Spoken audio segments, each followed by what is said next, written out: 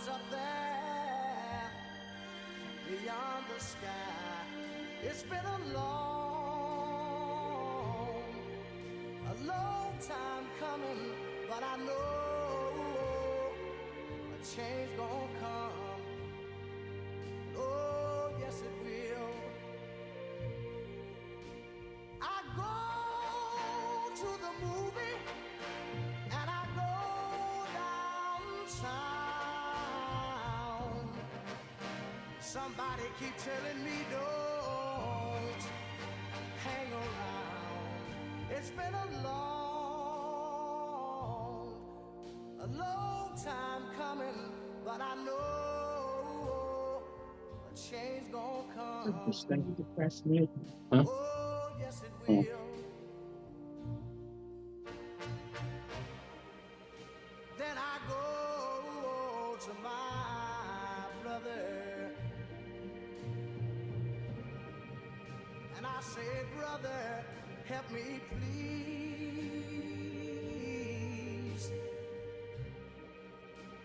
But he winds up knocking me back down on my knees. Oh, there've been times that I thought I could last for long, but now I think I'm able to carry on. It's been a long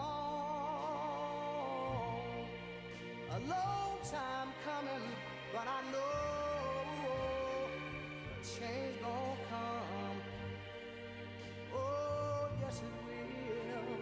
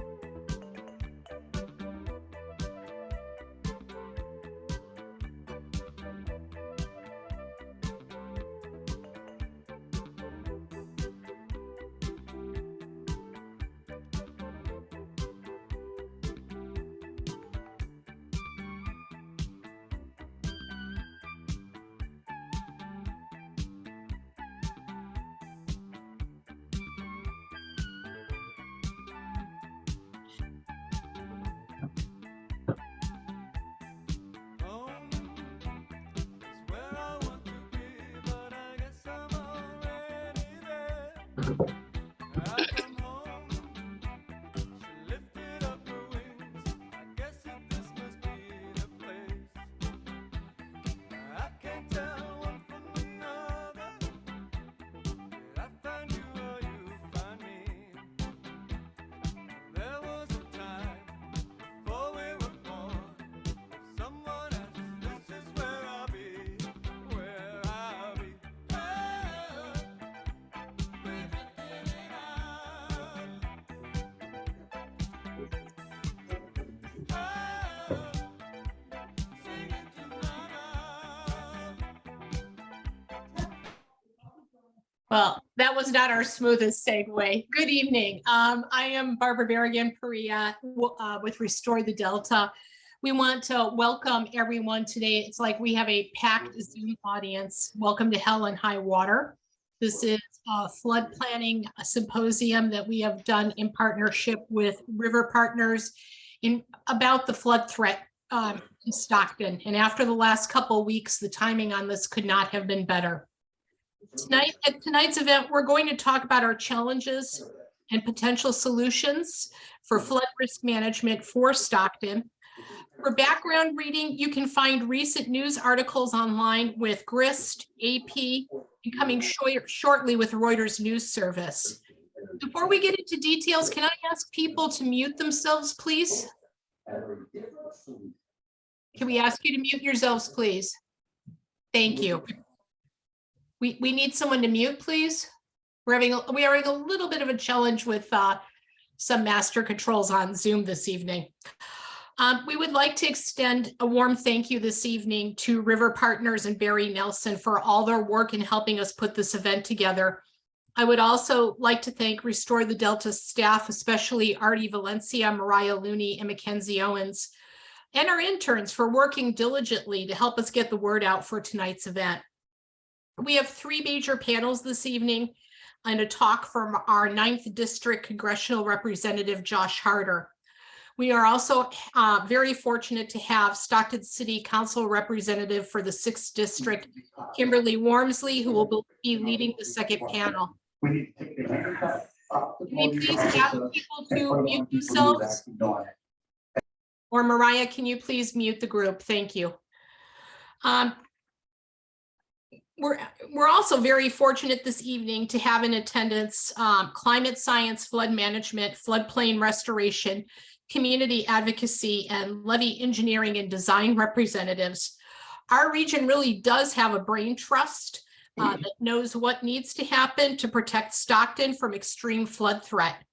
Our goal is to educate the community and political leaders on how we need to plan for the future starting now.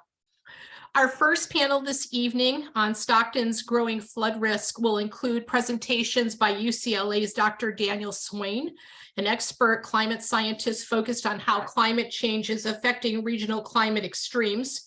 And joining him to discuss Stockton's flood risk is Jane Dolan. She's president of the Central Valley Flood Protection Board. And Ms. Dolan has been involved with Sacramento River issues for decades and has an extensive background in land use planning as it relates to flood. Our second panel on flood risk and the community perspective will be hosted by Kimberly Wormsley, and joining her will be William Lutzenberger, who is the climate manager for Public Health Advocates, and also with him will be Ahmad Majid. He's a Western Ranch resident and assistant farm manager on Central Valley for the Central Valley Neighborhood Farm Project. And also joining these discussions on the panel will be our own Delta flood expert and community organizer, Artie Valencia. Following the second panel, Congressman Josh Harder will deliver his talk, The View from the U.S. Capitol. We'll take a real quick break. And after that, the concluding panel on building solutions, I will be joined by really incredible panelists, Tim Ramirez from the Flood Board, who has extensive experience in Bay Delta management, Chris Elias, our own local engineering director for the San Joaquin Flood Control Agency, Sarah Puckett, who is the director for the California Central Valley River Conservation Program for American Rivers, and Julie Retner, who is president of River Partners, where she has successfully raised, over $100 million for state flood restoration projects. Artie Valencia will conclude with closing comments and next steps for action. Real quick on housekeeping, I think we have the muting situation, I hope solved now. I will introduce each panel with just one sentence so that we know who is up next. We will give panels 2-minute warnings in the chat. And if you run long, the very pleasant but omnipresent voice of Mariah Looney will have you finish up your panel. Audience members, please place your questions in the chat and Mariah will read out questions for the panelists to answer. We've left ample time for that. So I think we are ready to go ahead and get started. If Dr. Swain and Ms. Dolan would like to share their screens and unmute, it is time for you to take it away. All right, well, thank you for that introduction and for the invitation. I think I'm scheduled to go first, so I will share my screen first, I believe. I'm seeing some thumbs up, so I'm going to take that as the correct answer. All right, let me share my screen first. You'll see my desktop, and then I will maximize my slides. That seems to be the workflow that works the best with Zoom. Hopefully, in a moment, everybody will see my full screen slides.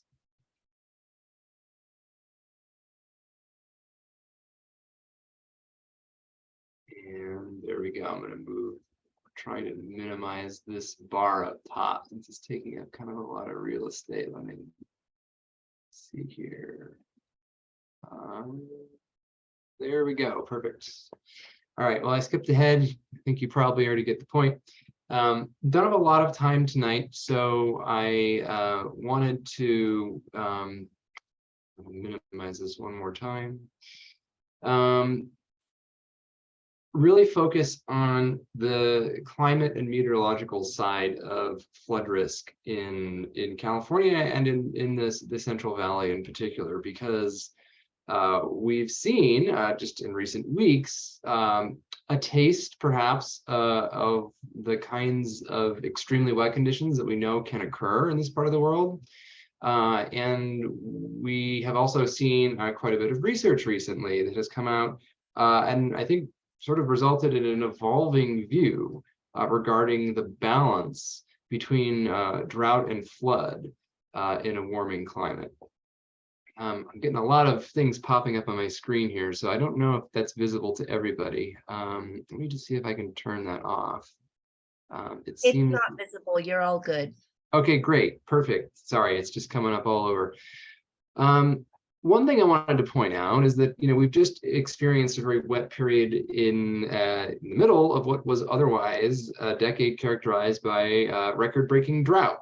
And this is not, although it may feel paradoxical, is not a contradiction in terms from a physical science perspective. In fact, every shred of available evidence suggests that California is likely to become both wetter and drier in a warming climate. And by that, I mean, we don't necessarily know if California is likely to see more or less precipitation on average. Believe it or not, that's something that remains a bit of an uncertainty. But in any case, it does not appear that California's overall average precipitation will see large shifts.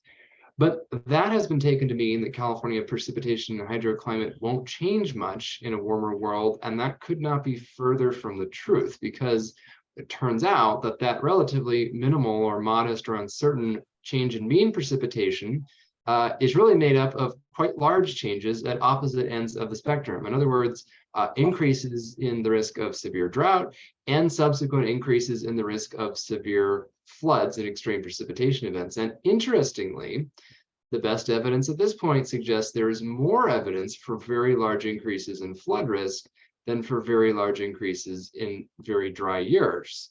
This comes as a surprise to a lot of folks to whom I mentioned this, but I'm going to dig into that a little bit now. Sorry, I'm just getting so many things popping up my screen. I think it's slowing down my computer. One thing that I think some folks in the meeting today are probably already aware of, but others may not be, just to review an important piece of California history, is the Great Flood of 1862 and the paleoclimate context for mega floods in this part of the world.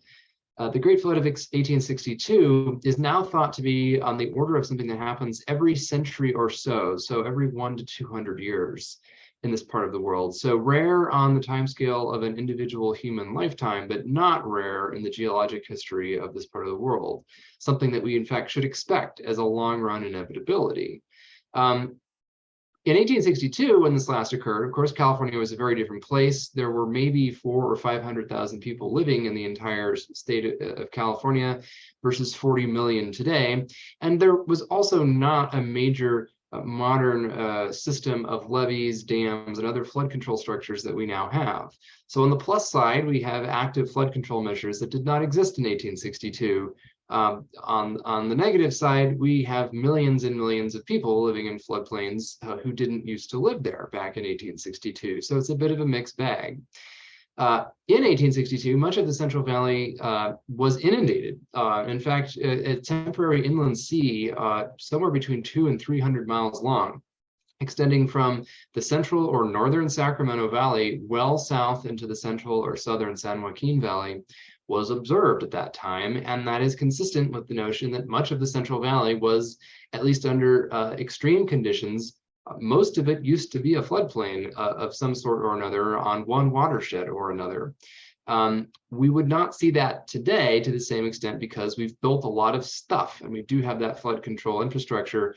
But there's a real question as to exactly how well that infrastructure would hold up in the face of an event of this severity, or as I'm about to discuss, larger, which is becoming increasingly plausible in a warming climate.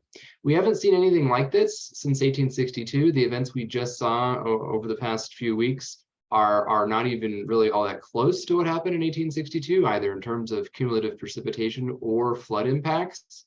But again, it serves as a reminder that this part of the world is susceptible to that sort of thing. A modern day repeat of these sort of event would, of course, be a very big deal. I think it's fairly safe to say it would be disastrous for California. And that's why it's been termed by a lot of disaster experts as California's, quote, other big one, the original big one being a high magnitude earthquake in, say, the San Francisco Bay Area or Los Angeles metropolitan areas. The difference being that our other big one, which is the big flood, would probably be both more expansive and more expensive than even a very large earthquake in one of California's major cities, partly because it would affect most of California's major cities simultaneously, which is quite different from the earthquake-related hazards. We put out some work a couple of years ago suggesting that the risk of an 1862 level flood event in California was rising pretty quickly and that the cumulative risk was greater than 50% over the next 40 years, so between about 2020 and 2060. That's a few years old. We have some updates to that. But the basics of what's going on here is that in a warming atmosphere, the water vapor holding capacity of the air increases exponentially, even for a simply linear warming. So in other words, the capacity of the atmosphere to hold lots of water and therefore drop lots of water as heavy precipitation increases at a much faster rate than the temperature itself. The other way of thinking about that, it's like compound interest in the bank.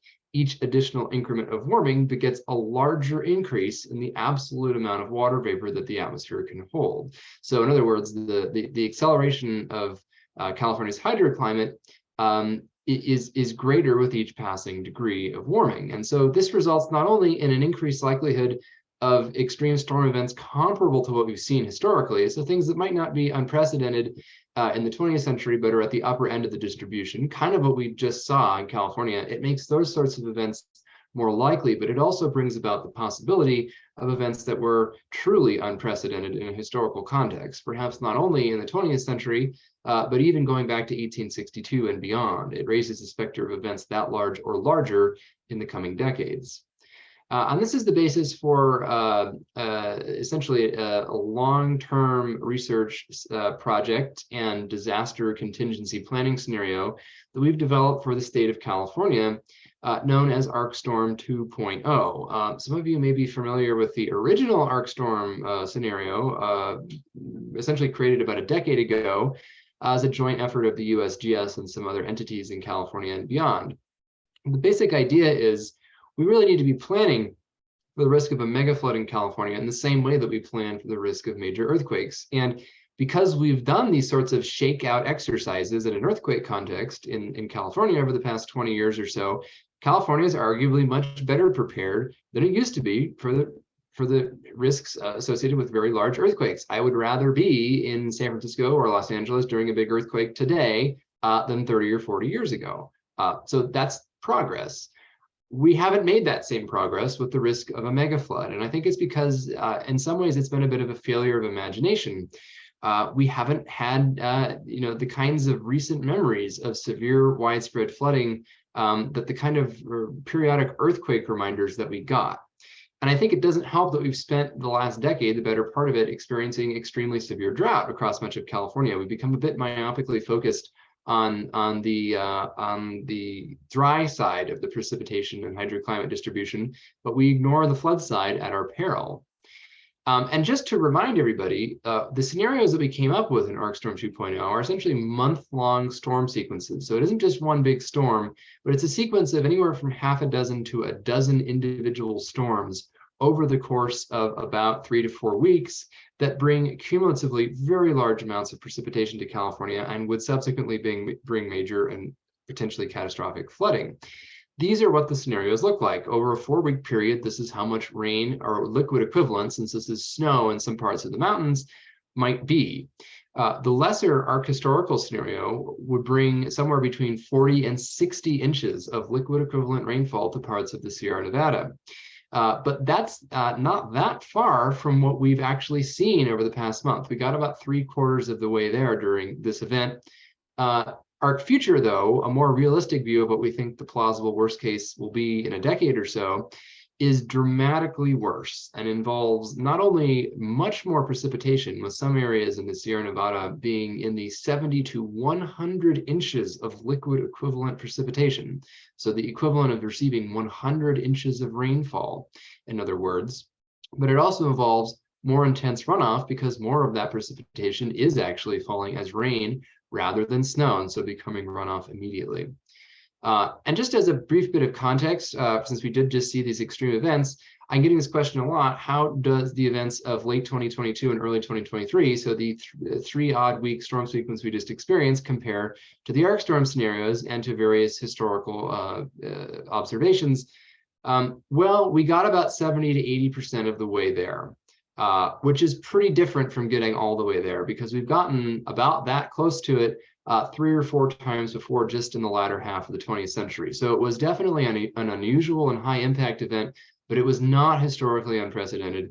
It was not the arc storm. It wasn't even the lesser of the 2 arc storm scenarios. So just to give a sense of the kind of magnitude of impacts we're talking about, for arc historical scenario are somewhat worse than what we just experienced, and the arc future scenario is much worse than what we just experienced. And I know I probably already running a little bit long since we got a slightly late start, so I'll zoom through this a bit. But really what I wanted to emphasize is that in a warming climate, we're going to see dramatically more intense runoff, not just because the overall amount of precipitation becomes more intense during the biggest atmospheric river storms in a warming climate, but also because those storms become warmer. And in fact, in the San Joaquin Basin, so really from the crest of the southern and central Sierra Nevada westward into the San Joaquin Valley, one of the big problems is that a lot of that precipitation is going to be falling as liquid rain rather than snow at higher elevations. So we'll still be getting snow up at 9,000 and 10,000 feet, but of course there's not a tremendous amount of land up at 9,000 or 10,000 feet. And the real problem is going to be in the 4,000 to 8,000 foot range, where a lot of that precipitation would have fallen as snow historically and falls as rain in the future.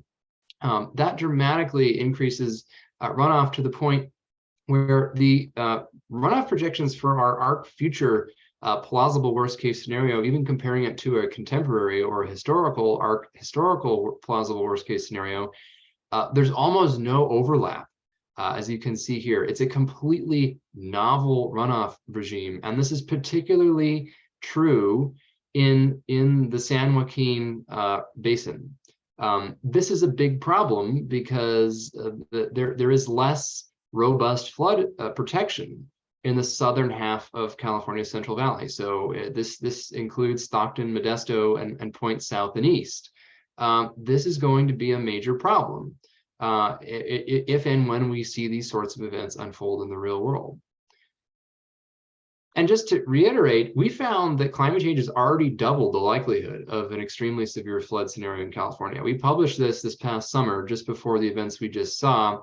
The events we just saw, as I mentioned, they aren't quite as extreme as the ones we're talking about in the study, but I would estimate, just ballparking it, that for a somewhat lesser event like what we just saw in relative terms, climate change has probably already increased the odds by 50% or more relative to what they would have been 50 or 60 years ago. So I do think when people ask me whether the recent events have a connection to climate change, no, climate change wasn't the singular cause of these storms, but then again, neither was anything else. And climate change does play a role in increasing the risk of extreme precipitation events and in intense storm sequences, even in an era that we're seeing more severe droughts. This is not a contradiction in terms. In fact, that's exactly what we see predicted in climate model projections. We updated that statistic, by the way, from 2018 regarding the cumulative risk of a megastorm capable of producing severe or catastrophic flooding in California. The odds between 2020 and 2060, we said greater than 50%, and now we think it's greater than 65% over that same kind of period. So this is significantly more likely than not, we believe, to occur essentially over the next 40 years. And so all this is to say California flood risk looms large in a warming climate. And this is something that's going to be true throughout the state, but the Central Valley and the San Joaquin Valley in particular is a hotspot of risk. And we really need to be circumspect about this, because this is not just a main stem river problem, but it's a question of urban and flash flooding and debris flows in the post-fire environment.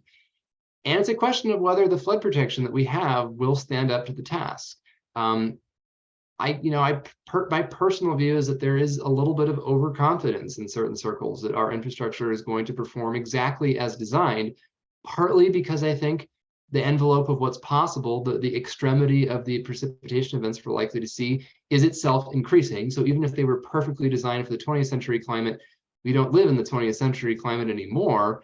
But also perhaps we weren't sufficiently circumspect even about the risks that did exist back then, even absent climate change. And so that really does raise, I think, some important questions that I don't have answers to necessarily, but I think we need to be asking them urgently. I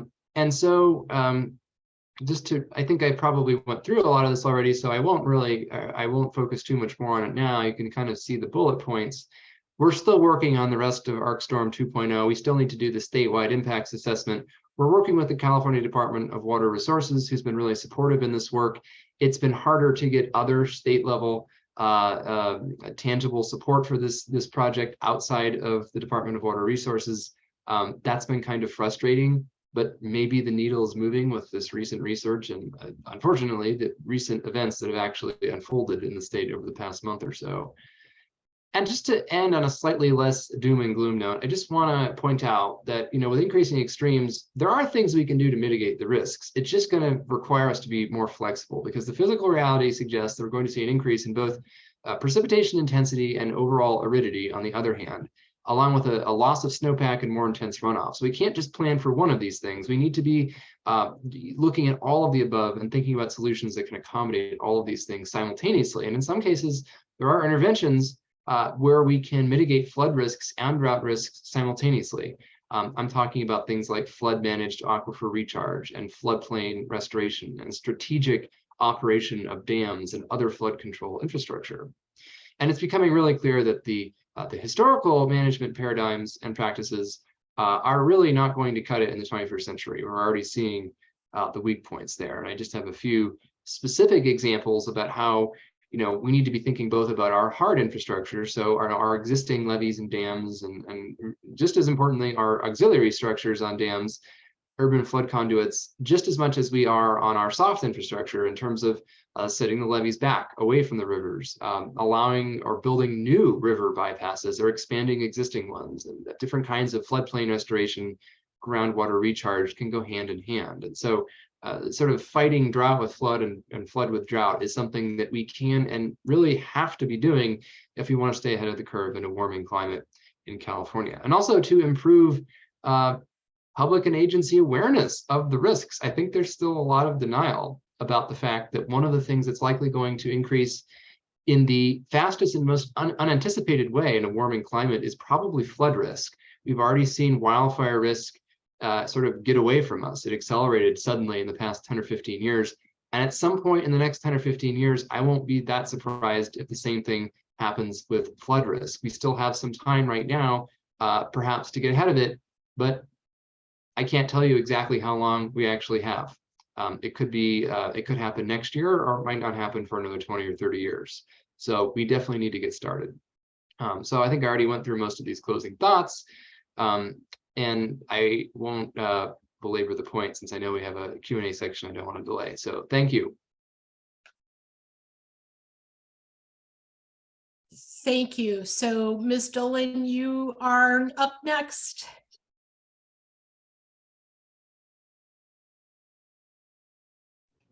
All right, can you hear me now? And it's my understanding that Mariah or Artie are going to put my slides up because I don't know how. Yes, I'm gonna share it in just a moment. Okay. Thank you, Dr. Swain. Every time I hear you, my sense of urgency just gets enhanced, and I do have that. I'm Jane Dolan. I'm president of the Central Valley Flood Protection Board. I have been since February when the governor designated me in that spot. I wanted to just start quickly with this graphic that demonstrates where the Central Valley Flood Protection Board is in this realm of flood water preparation and planning, and what our role is. Our jurisdiction is the Central Valley of California. It's basically from Bakersfield to Redding, the Coast Range to the Sierra Nevadas, and it excludes the legal delta. We are the agency that permits structures. We inspect and we enforce inappropriate uses in the flood system. We manage lands and do all the things associated with lands and rights for every projects that occur. And we are, for over 100 years, the statutory non-federal partner for all Army Corps projects, and we are the entity that holds public hearings and adopts the Central Valley Flood Protection Plan. So if you move to the next slide. We do know storms occur. What Dr. Swain has said is exactly right. But we've been a little bit behind in understanding the complexity and interaction of our system. The flood system was created starting at the turn of the 20th century in pieces here and there, private landowners, something would happen. 1862 happened. We did other things, all these things tried, but it was not really until the historic and really damaging flood in 1986 that the legislature took some time, and in 2007 created the Central Valley Flood Protection Act. And that changed the name of what was a reclamation board to Central Valley Flood Protection Board, and created targets for how to address flood risk, knowing what the flood risk would be and what our system is and what needs to be modernized.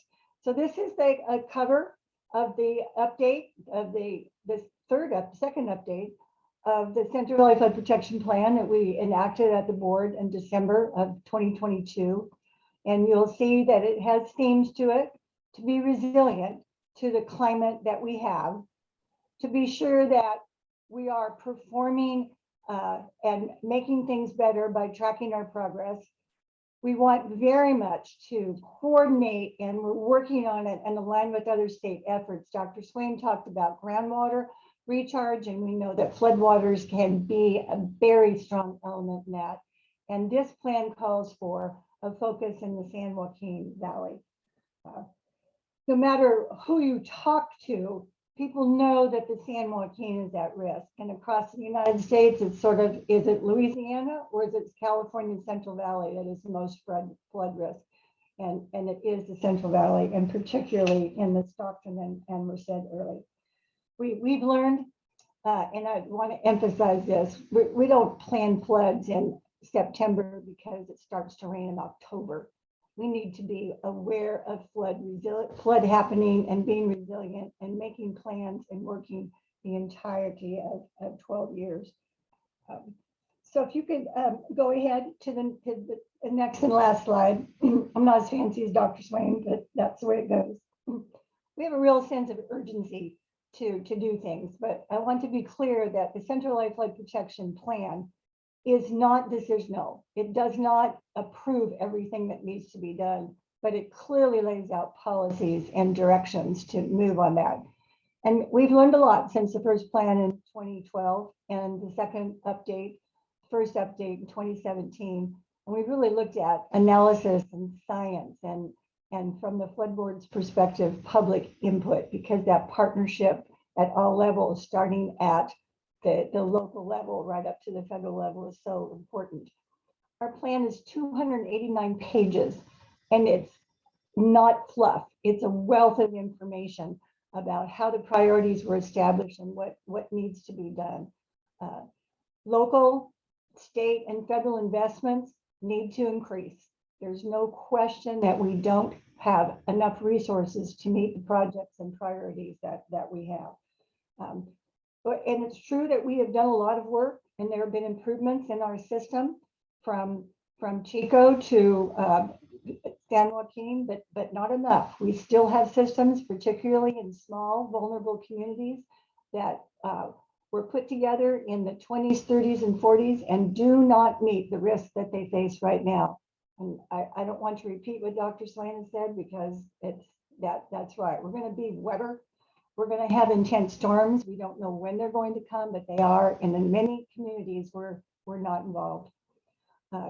In 2017, the flood board set up what's called regional flood management planning groups, and DWR has been the entity that has funded it. And these have been really important because the communication and priority setting, the history, the understanding, and the leadership to get things moving really starts at the local level. We also have a companion conservation strategy. We are aimed at widening our flood system. We need a place for the flood waters to go, and it should not be in people's homes. It should not flood highways and harm evacuation measures, and it should not harm and destroy infrastructure and harm our economy. One thing that the Central Valley Flood Protection Board really pays a lot of attention to, it is something that we all care about. There's 7 of us. We're governor appointees. We rely on our scientists, we rely on our engineers, we rely on our environmental folks, we rely on all of the experts. But what we want to do is be a forum for what needs to be done, identify what needs to be done, and really push for the resources that are necessary. And everyone now wants to work with nature. The Army Corps says, we want to work with nature. Others say, let's make sure that we work with Mother Nature. Water always wins, so we need to be sure. Let's find a way for the flood waters to go. And our conservation strategy within the flood plan shows ways that we can do that. And later on, you'll hear from River Partners, who will very much explain. I don't want to take their glory, but I will thank them for all the work they've done and say that there needs to be an awful lot more support of that. And that's my goal and strategy. We must continue to utilize the best information that we can, but we have to move forward with a sense of urgency. And we need to continue to be ready to respond in areas where our structures and our flood system are not adequate for what we are facing in this 21st century. Our flood plan calls for us us, meaning all of us in the state of California, but certainly starting at government entities that have money, to pay attention to our vulnerable communities. We need to move away from, we only go where there's a cost benefit ratio. It's really kind of a cruel thing to do. If you're land and your structures are valuable enough, then you get money to do something. Lives are what is important. And if we don't move to assist rural communities and move to improve our system, lives will be lost. And we've seen this. And I think that Dr. Swain is right. This was just a storm that I remember when I was growing up and that we used to have before we got so worried and faced the droughts. We need to be aware that we protect everyone in that regard. So it's imperative that we continue to talk. I'm really pleased that this was put together, and this is one of many that need to go on throughout the Central Valley as we work together to do the things we know must be done and bring that measure to the people who have the purse strings and tell them to open up. I look forward to questions. Thank you very much.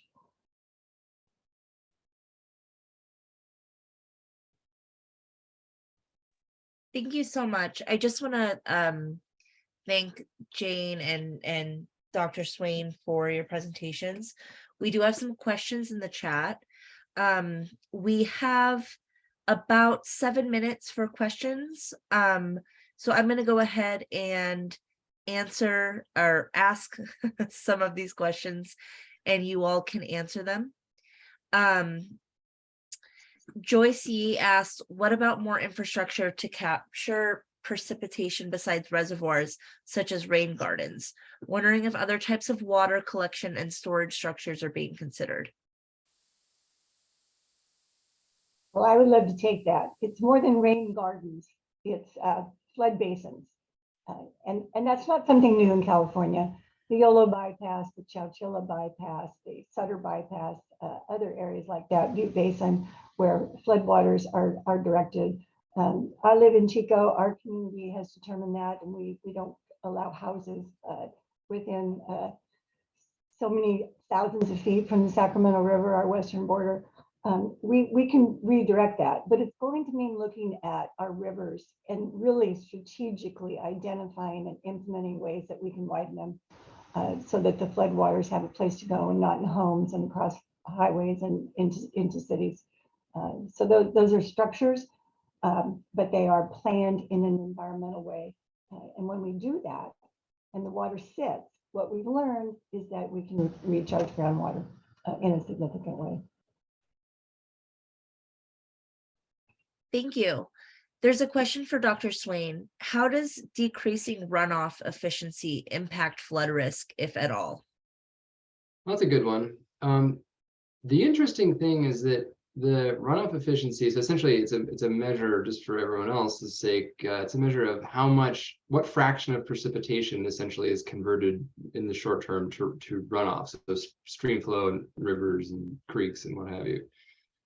So if it's very dry, for example, if the soil is very dry before a big storm, the runoff efficiency might be low potentially because if you're in a severe drought or something, the soil column might be really dry. Think of the soil like being like a dry sponge. You know, a dry sponge has the capacity to absorb a lot more water than a sponge that's already damp.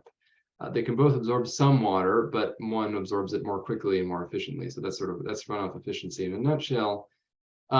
The interesting thing is that in a warming climate, I do think it's true that on average, runoff efficiency is going to be decreasing. So the sponge will have more and more capacity to soak up water on average.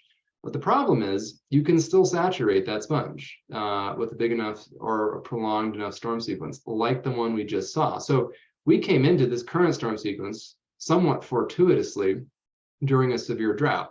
It is fortunate it didn't occur during a really wet period where reservoirs were very high, where rivers were already swollen and the soil was already saturated, because a week or so into the storm sequence, we got to the point where rivers were running high or flooding and where the soils were completely saturated. But we only had about a week to 10 days worth of heavy precipitation at the point when the soil could really take no more water.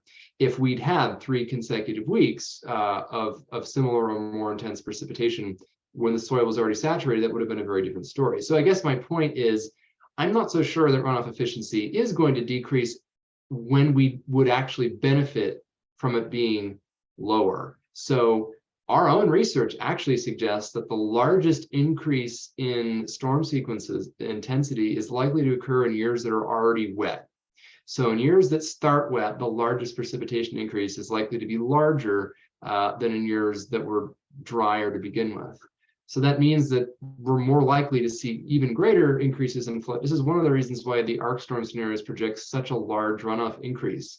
It's partly for the reasons that I just mentioned, but it's also because those sorts of events are more likely to occur in years that are very wet overall. Whereas, for example, this year, it's wet because of what we just experienced, but the rest of this last season, hasn't been extremely so.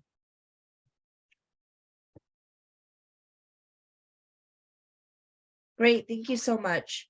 This is going to be the last question, and then if there are any other questions, we do have 2 more panels, so some of them, if they don't get answered now, might get answered in those panels.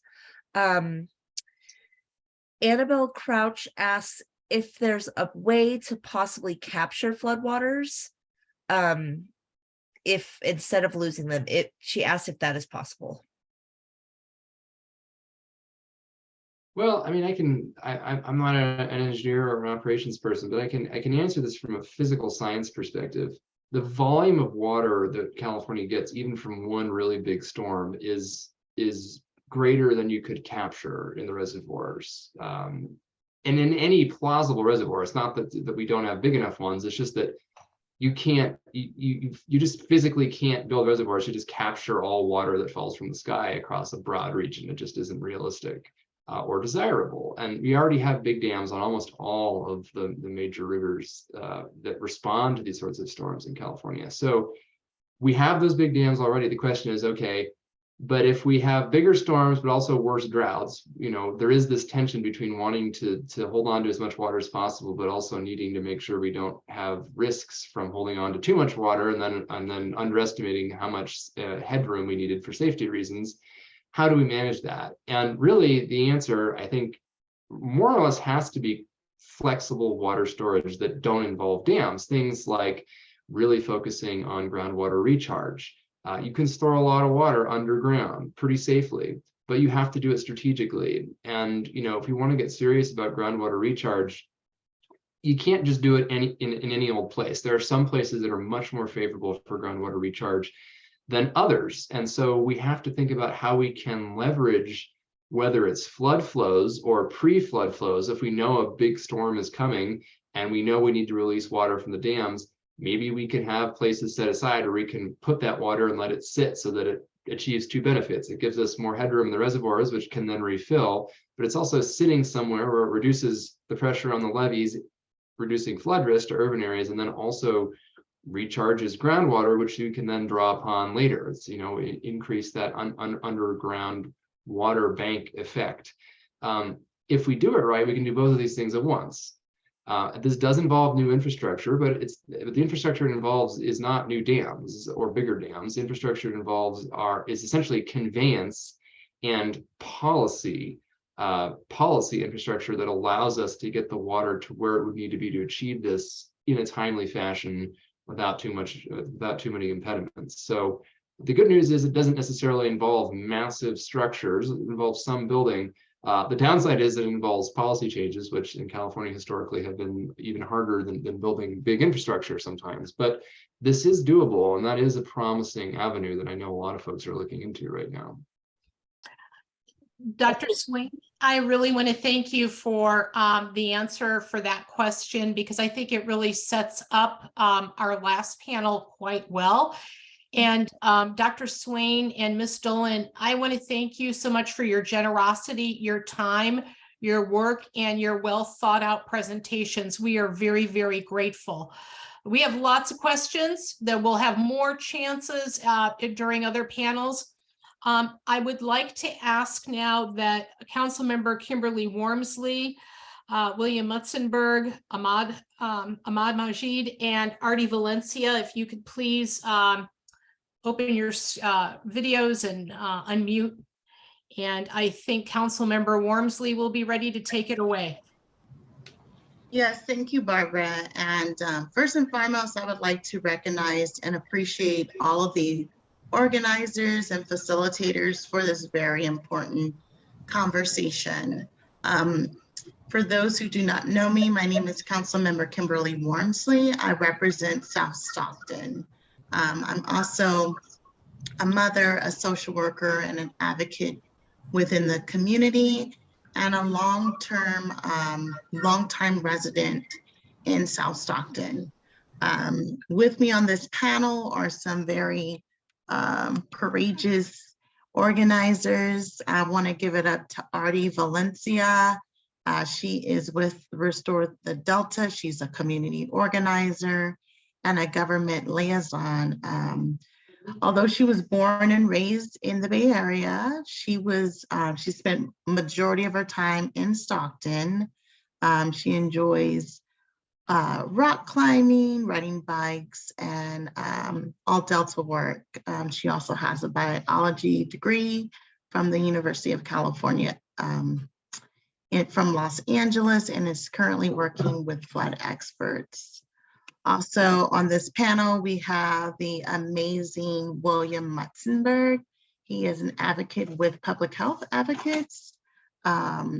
His primary work is with transformative climates, and he currently works with residents within South Stockton, addressing climate change and resiliency. He has over 6 years of experience in policy work and advocacy. So welcome, William. Oh, I want to also elevate, he is a graduate from UCLA, specializing in political science.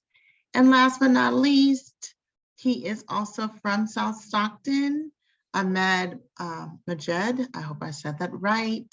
He is a lead manager with Central Valley Neighborhood Harvest, which is a nonprofit specializing in urban farming. He does a lot of work with our community gardens in Stockton and French Camp. He is married with and also a father, and he enjoys his work in educating the community about the importance of agricultural work, agricultural landscape, healthy eating, and then also just wanting to elevate the extreme importance of working in our disinvested communities and communities of color, and that is what he specializes in. As we begin this conversation about the local level and flood protection, I just want to make sure that we all have commonalities in regards to shared language. So from a local's perspective, localized flooding includes, monitoring the high groundwater tables that causes basement flooding. We just got out of this storm. One of the biggest smoking guns and themes for local municipality was the stormwater drainage. So it is our responsibility to make sure that our stormwater drainage is fully operable. What we did see and we did find was that although our storm drainage systems were working, there is so much needed upgrades and repair. I believe when I was asking questions and investigating within our city municipality, I believe that the city of Stockton has not had any major upgrades since 1960, maybe 50. And we know that climate change is real. And so, what we were discovering was many of our stormwater drainage systems were either being compromised or not working. And so there were so many days that streets and neighborhoods were flooded. Also, as it relates to local municipality, our street design, our roadways, etc., we're also not at its best in respects to the functionality. Again, we were finding that residents weren't even aware of how to remove debris from the street drainage. So that was problematic. But again, it was a local municipality issue. Flooding from rivers, the Reclamation District, which is also another local municipality, primarily under the purview of the San Joaquin County Board of Supervisors, are responsible to monitor that. We're monitoring the levee for seepage, overtopping, and levee breaks. Earlier today, the first panel talked a lot about the Delta and the Delta being a basin. As a result, we know that the levees are also intersectional with the Delta. And so we're having seepage as it relates to the Delta. It all works intersectionally, and these levees are intersectional to all of the major rivers and the Delta corridors within the whole entire county. Some more in-depth conversation related to localized flooding and river flooding. Localized flooding occurs because our water table is high due to groundwater. Local flooding is worsened by bad pipes, streets, neighborhood design, which I talked about earlier. River flooding also happens due to poor levees as they can break, overtop, or have seepage.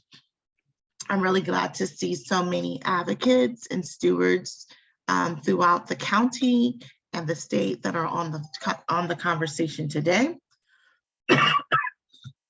because they can also talk about what's happening in real time related to localized flooding. There's so much work that has to happen within our county. I think that what has happened in the last 2 weeks has just given us, you know, a little more ammunition to be intentional and on time. Also, there is a need to work collectively and more closely with the offices of emergency services. There was a significant language justice deficit where information wasn't disseminated in a timely manner to other communities that spoke or speak a secondary language. And so that is some of the problematic concerns that we experienced, and also making sure that real-time information was provided to the community. We are a news desert. We are a community that has, unfortunately, experienced major consequences related to misinformation and disinformation. And so residents needed that real-time information and support, and also resources. The city of Stockton specifically has a lot of challenges as it relates to health outcomes. And so there were many residents who were homebound because they had immune system challenges. And so they could not risk going out there and getting COVID or exposing their immune systems to other elements that were very prevalent within the community. So those are some of the things that we saw that were some challenges. And last but not least, I think that collectively, OES could have done a better job with communicating with our schools. It wasn't until the end that many of the school systems were even going to the OES briefings. And so how do we protect our schools? Oops, I didn't even recognize my camera. I didn't even recognize my camera was off. I put makeup on today for this. But how do we communicate this to parents who rely on school systems to provide them with critical information related to the flooding? And so I know that the school systems kind of got on board at the end, but I think that moving forward, we need to just take a deeper look at what we could have done better to make sure that information flowed effectively, efficiently, in a means that were language justice driven as well. Federal and state funds, well, listen, they have to be here, present, and at the table our infrastructure challenges in general is huge. The city of Stockton has a $350 billion shortfall. That's just for sidewalks and roadways. And so that doesn't even really tip the ice as it relates to our stormwater drainage, of which, remember, and I know that this conversation isn't solely about Stockton, I'm just using it as an example, because I'm sure that our other sister cities can probably speak a lot about that as well, where the storm drainage hasn't had any major investment since the late 50s, early 60s, and that's a problem. And so we need our federal and state partners to be present, to be listening, and to be involved in real time. And so that was kind of my high-level overview of localized flooding. I'm going to kick the mic over to Artie to bring us up to speed as it relates to flood maps. And Artie and our remaining panelists, I'm going to ask you to hold your comments, please, to 5 minutes each, so that then we can also respect time for Congressman Harder. Thank you. Hi, everyone. My name is Artie Valencian. I'm the community organizer and government liaison for Restore the Delta. I wanted to mention that I was born in the Bay, but I was raised in South Stockton near Van Buskirk Park, so Delta issues are really close to my heart. I'm going to start off with a little history concerning flooding in Stockton. In 1862, a storm dropped more than 120 inches of rain and snow on California over 2 months. The entire state flooded, but the damage was critical in the Central Valley, as melting snow mixed with torrential rain and transformed the valley into a sea practically under 30 feet of water. And that came from the Sacramento and the San Joaquin rivers. Floods aren't new for Stockton, but the upcoming climate change storms and the faulty integrity of our 100-year-old levees did not stand a chance against them. Currently, the Stockton area is home to 800,000 people and is ranked one of the most diverse cities in California. Due to decades of disinvestment, the city's only defense against flood are decade-old leak-prone levees, as I mentioned. And federal studies find that the levees are subject to burst with enough runoff from the mountains as it moves down and northward along the San Joaquin, thus inundating the city with 10 to 25 feet of water. This is a humanitarian disaster that can be just as concerning as Hurricane Katrina. This flood risk only increases with climate change and sea level rise due to increased rainfall and runoff in the San Joaquin watershed compared to the Sacramento watershed. The main thing stopping Stockton from implementing floodplain restoration projects and levee infrastructure improvements is the lack of funding. Historically, Stockton has always been disastrously underfunded, and leaders along the San Joaquin River have prioritized securing water for irrigation over flood risk management. $40 million were cut by Governor Newsom recently for multiple flood protection projects like floodplain restoration for rivers along the San Joaquin Valley.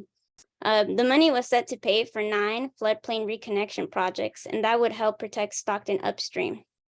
The California Natural Resources Agency actually stated in an article that floodplain restoration projects are eligible to get funds from other places like the Wildlife Conservation Board, but supportive funding for flood prevention should be guaranteed, not subject to denial.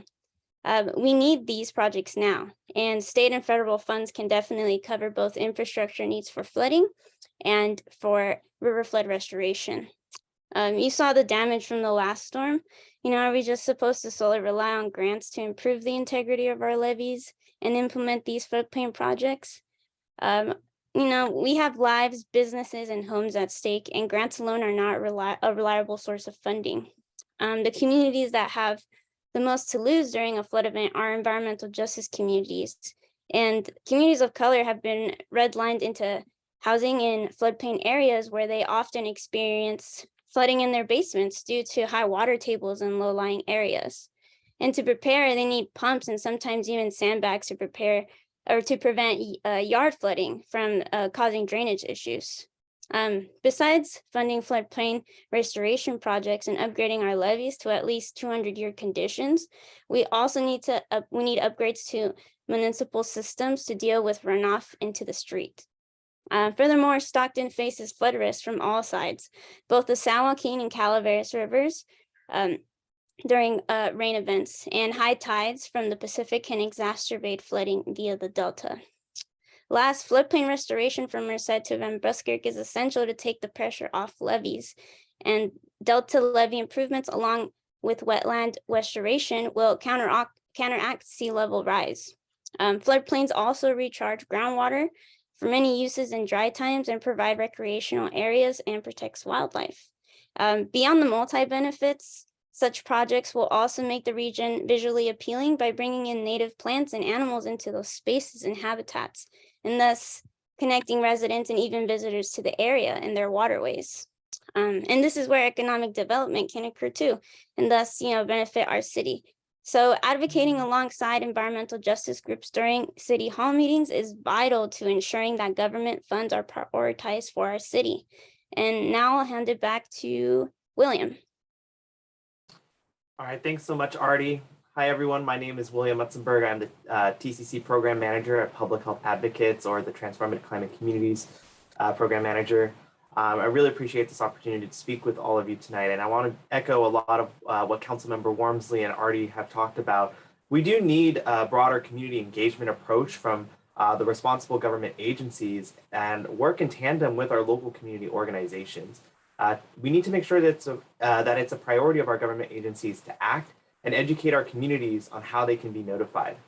OES has the capacity to send out emergency text message alerts when it comes to notifying residents in the Delta about flood risk and flooding, especially when they knew that these storms were coming. For example, when we think about notification, portable changeable message signs, or PCMS, are those signs that we see on the highways that change to reflect conditions on the road.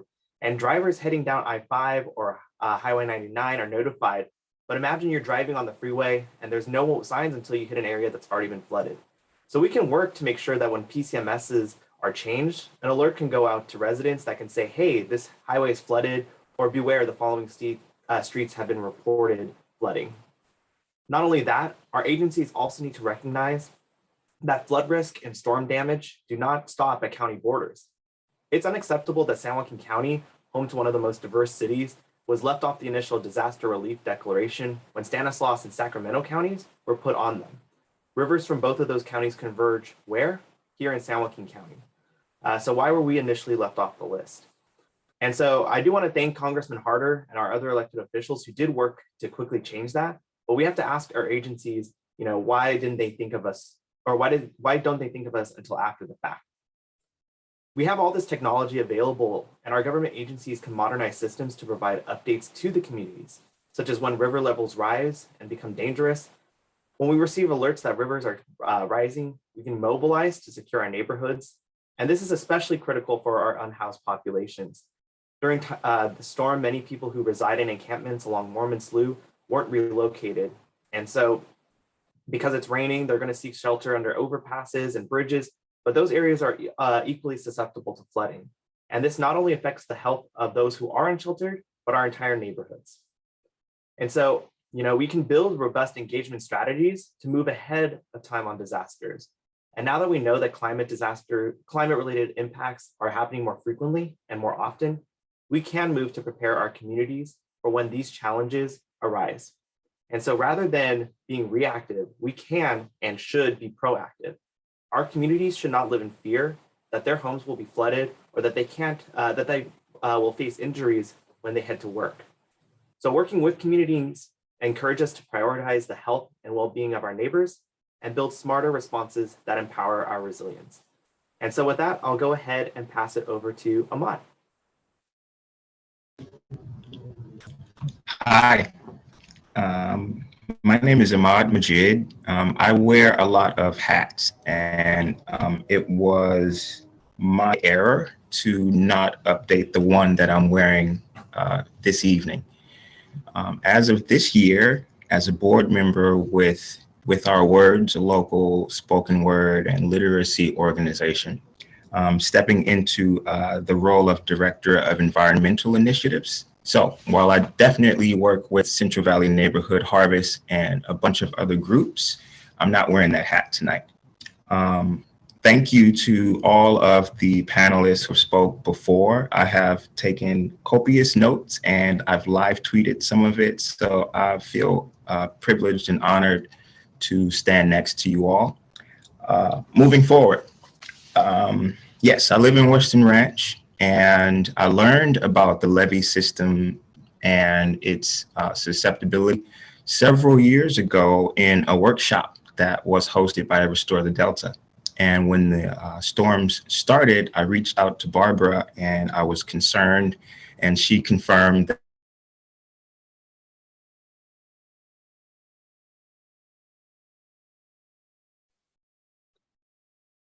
Did Ahmad freeze? Yeah. Ahmad, we can't hear you. Perhaps you need to go off video. sure. Pardon me, I hit mute by accident. Is that better? We hear you now. Thank you. Thank you. So when we're talking about disinvested, underserved, and I'm going to add unengaged, and there are lots of reasons that I hoped not here, but in my role with our words and moving forward to illuminate, those are areas that we definitely need to cover. We've talked about language and multilingual outreach. One thing I also wanted to lift is culturally relevant messages and being sure that we are in those hard to reach areas. There are a lot of kaleidoscope spaces. It's something that came up in a conversation between William, Artie, and I. And what that means to me is, for example, subsistence farmers or people who live in the rural, peri-rural spaces, and they don't always have housing in the sense that we are used to. So just thinking with where are people that we have not reached, and I would love to assist with those efforts and talk about those things. Moving forward, trusted community spaces in terms of networks building and being sure that we're in community centers. Those are obvious, easy to reach. Various places of worship and being sure that we're inclusive of all religious groups. Churches obviously are always at the forefront.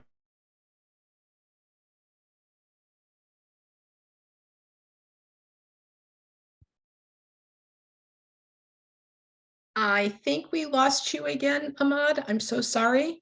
Are you there? So things like CERT training, that's CERT. Again, as a Western Ranch resident, I was terrified to think that I may need to canoe my way to safety, but that's a reality that I have to face. I swim okay for recreation, but I really don't like what I call big water. So it's one of the things that forced me back into the space. And I just want to continue to lift that. Lastly, as a future farmer, my wife and I will be farmers, and we work with farmers now, lifting the need for agriculture spaces. I know that food safety in terms of waterlogged food, that crosses into the business sector. We've already had supply chain issues, well, that's compacted. Food security, this is an issue we need. For example, if you are a farmer and your crop was waterlogged, some of it may be useful, some of it not. So what do we do in those cases? I'm privileged to be in connection with USDA and a bunch of farm groups, produce safety network, things like that, that have protocols that are vetted by USDA, FDA, et cetera. Even those things can be applied to our urban gardens and community gardens. And then also something very unique, food repurposing. Sometimes if food isn't fit for human consumption, it could still be used for animal feed. So just thinking with that circular economy concept, trying to utilize everything that we can utilize and not lose anything that doesn't need to be discarded. But then we're back to that outreach and that education. And I'll end with this, that constant education, community awareness, that's one. But we also need training, because for my piece, I was literally going door to door telling people, hey, I'm going to clean the storm drain, and since your trash can is out in front, I'm putting it in your green bin. And I was well received. They're like, yeah, for sure, no problem. So I know for sure that people, if they know, they will help. And I think that there is a great need to be in those hard to reach spaces, develop those culturally relevant messages, also multilingual. And I will end with that and come back so I can smile at you all and say thank you again for being present. I want to say thank you so much to Councilmember Wormsley, Artie Valencia, William Mutzenberg, and Ahmad Majid. You guys make me so hopeful about the future of Stockton. We have about 5 minutes for questions. And if you would like to get your questions quickly in the chat, because we do want to honor time for Congressman Harder, who has been patiently waiting. So are there any questions that are pressing right now in the chat? Barbara, can I address one of the questions that's in the chat? Sure. When we, as it relates to the storm and preparation for the storm, I want to make sure I'm very clear on this. The Offices of Emergency Service is the lead agency that makes the calls and sets the guidelines on storm preparedness. Local municipalities and our cities, our school districts, we follow their lead. Correct. And so when we talk about storm preparedness, I really want to emphasize that, because that is an independent body under the purview of the San Joaquin County Board of Supervisors, just so that we're setting the stage where people understand and are educated on who makes the calls. The city of Stockton, the city of Lodi, the city of Tracy, the city of Manteca. We have a seat at the table, but it is the Office of Emergency Service that is the lead agency, and they are responsible in working with the state government to convey critical information to the state, who then relays critical information to the federal government. And so I think that, and I don't know if you want to kind of add to that, Barbara, but I just want to make sure that I'm clear on that, and that folks on the call and folks who are watching understand that. Councilmember Wormsley, you're 100% correct. And I'm going to go further into that in the solutions panel, because we are really thinking a way about strategies for the future, because we are in the fastest growing county in California. So not only do you have to develop culturally competent ways to reach residents, you also have to be in a process of educating people year round all the time. Because you have so many new residents, and people move here and they don't understand our geology, our geography, and our river system. Is there one more quick question you see, Mariah? Because otherwise then we can go ahead and start with Congressman Harder. The only question I just wanted to say, that'll be addressed in the next panel. So if you have any questions about levies or anything like that, that's the next panel after the congressman. Yes, and Lawrence Abbott, I keep seeing your question, and yes, we completely agree with you. It's for we'll sure going to be addressed in the next panel, because one of the speakers will be talking about it. So yes, so Councilmember Wormsley, panelists, and Dr. Swain and Ms. Dolan, prior to that, thank you so much, and welcome Congressman Harder, and thank you for your patience in making time for us. Thank you guys so much for having me. What What a privilege and a great opportunity to be having this conversation. I really appreciate it. I'm Josh Harder, proud to represent San Joaquin County in Congress, and thrilled to be at the symposium. It's really timely, of course, because of what we're dealing with. And even last week, I held a town hall in French Camp. Barbara was a special guest. I know many of you were able to attend. We had standing room only, nearly 200 participants from across our community showing the deep interest and engagement in this issue. Every single person has a stake in getting this right, and clearly not enough is being done. I always say my job in Congress is to remind people that California is more than San Francisco and Los Angeles, which is not something that is generally understood in either Sacramento or DC. We've been left behind for decades, and I think nowhere is that more clear than when it comes to the state of our water systems and the investment in our infrastructure. So I'll give you a rundown of where I see things, where we are right now and where I'm fighting to get us. Right now, as many of our panelists have noted, San Joaquin County is at greater risk of a catastrophic flood than New Orleans was before Hurricane Katrina. Recent studies said 92% of our community's homes, 97% of our buildings, and 85% of our roads are at risk of severe flooding. And that's because we live in a valley. We're one of the most densely populated floodplains in the entire country. And despite that, we have never received the resources necessary to keep our community safe. We've seen the ramifications of that lack of investment over the last couple of weeks. Levees across our community, including one just down the street from my home in Tracy, failed as water swept into our communities. We lost hundreds of homes in Acampo. Whole roads like 99, I-5, Route 4 spent days underwater, meaning folks couldn't get to where they needed to go. And of course, our most vulnerable folks were in an even more challenging situation. So in the short term, our priority has been getting Stockton the emergency response dollars we deserve. When those storms came out, Washington and Sacramento just plain forgot about us. They left us off the federal emergency declaration. I refused to accept that. And we got on the phones immediately. I called the governor, the White House.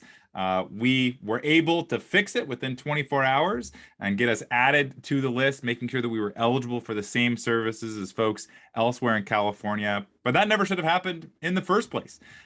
We need to make sure that folks understand just how dire our situation is.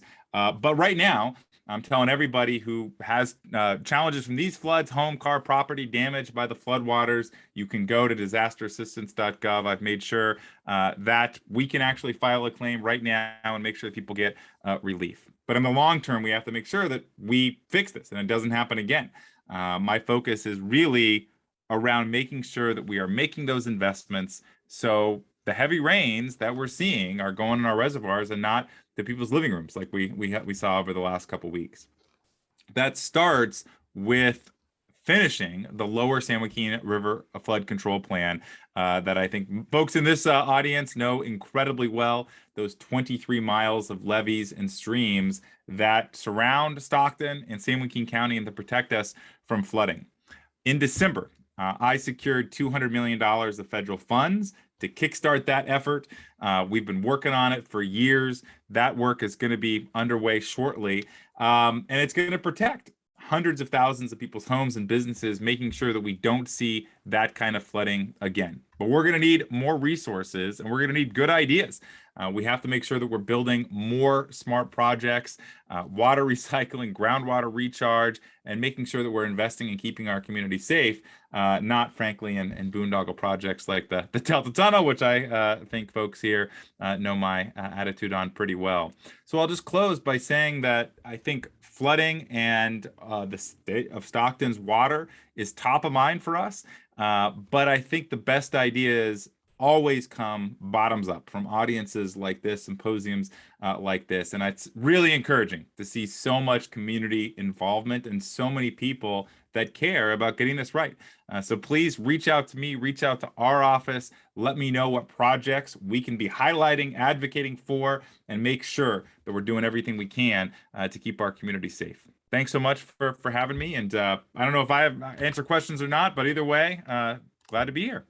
Mariah, do we see a question for the congressman or? There is one question, but I think that's more of a question to ask his office versus this event. Okay. So yeah. Terrific. We appreciate you and your time.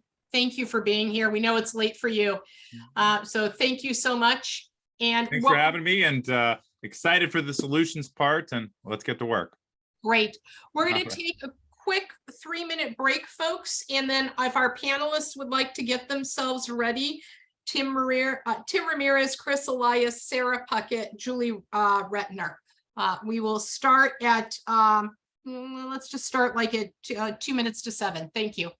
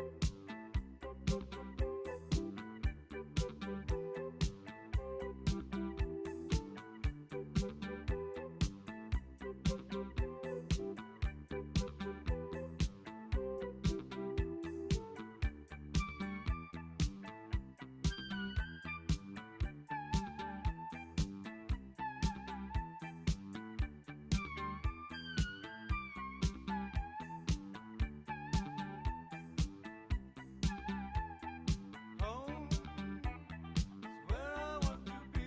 Pick me up and turn me round.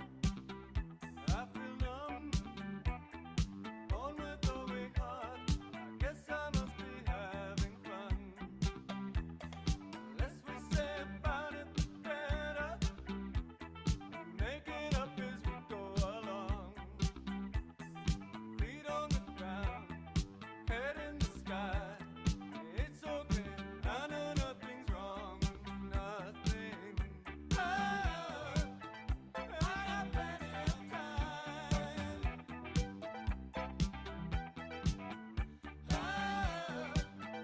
You got light in your eyes, and you're standing here beside me.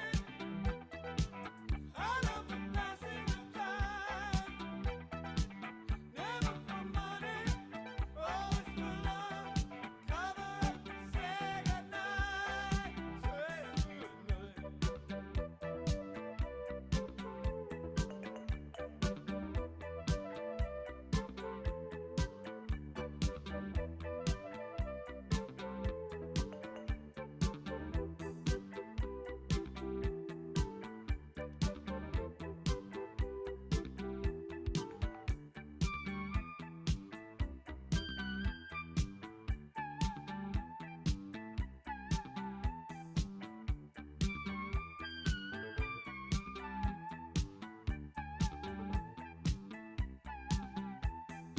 Home is where I want to be, but I guess I'm already there.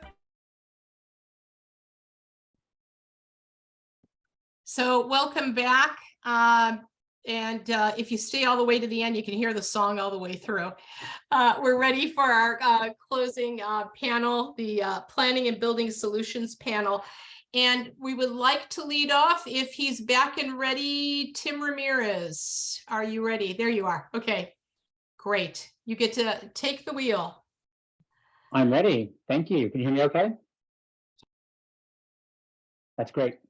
And I'm definitely sticking around through the 80s soundtrack. I'm here for the duration for certain. So thanks for the entertainment. I'm Tim Ramirez. I'm a member of the Central Valley Flood Protection Board under the steady leadership of President Dolan. Good to be here with Jane. Jane and I both joined the board in 2012. Can't believe it's been 11 years, and we knew each other decades before that, talking about these things and working on river issues. And I'm really grateful for the invitation tonight and to see so many people here and to see the diversity of the representation from the local community. So thank you to the organizers and the panelists and the folks that attended. Inspiring to know that there are people in these locations that really want to see things change. So thank you for that.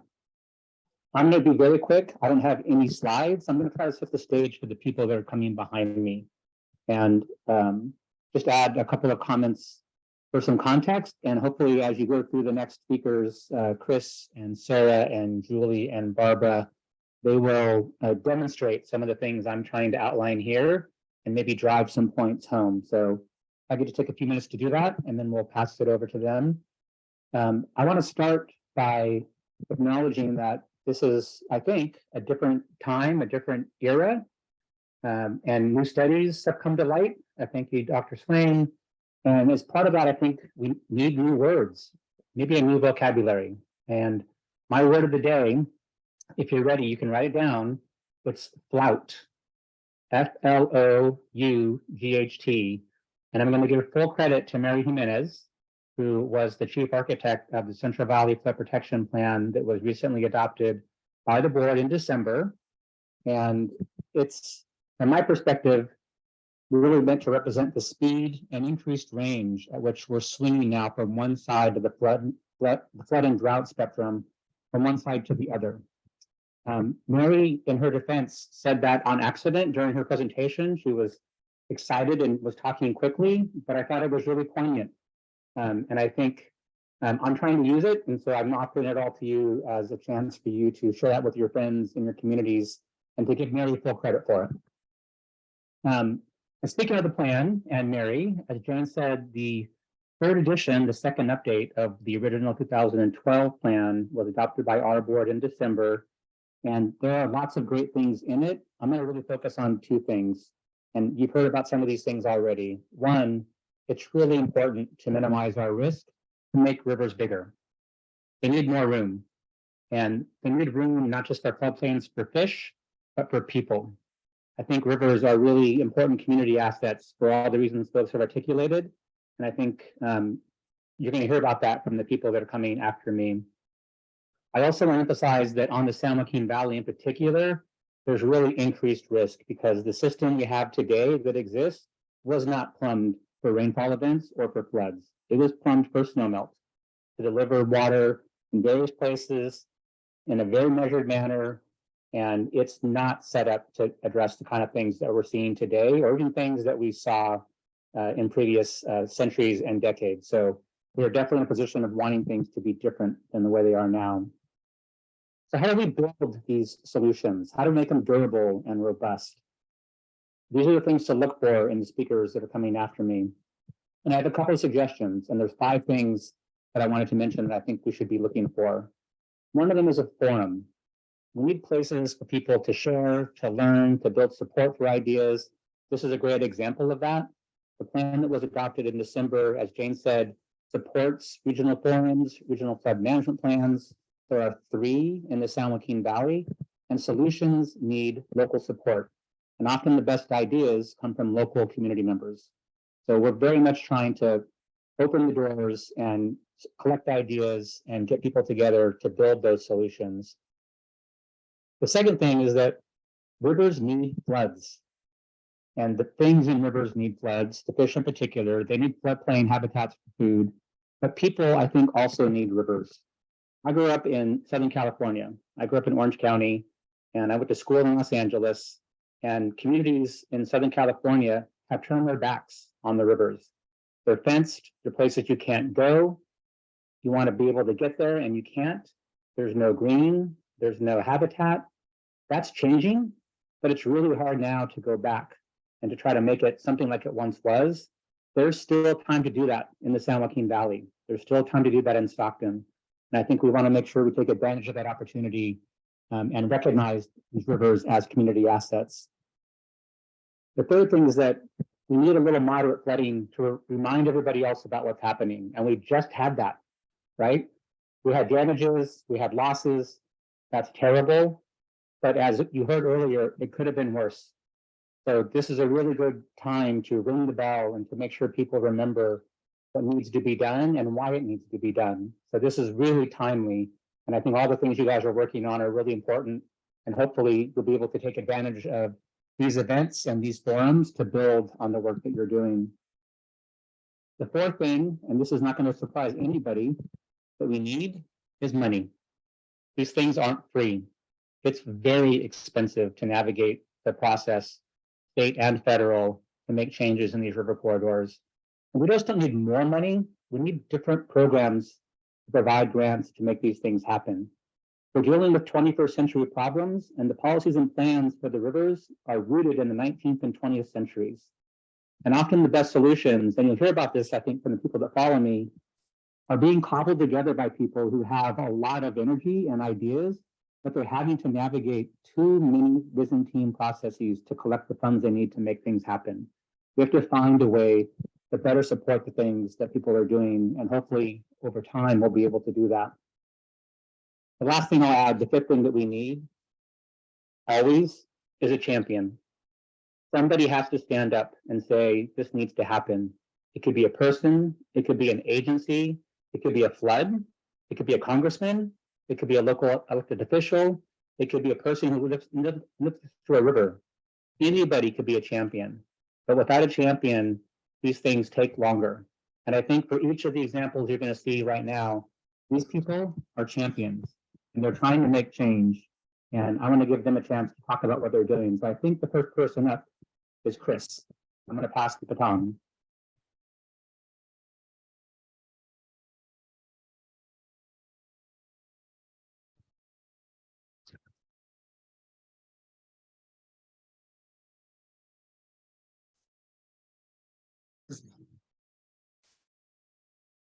You're ready. We can hear you, I think.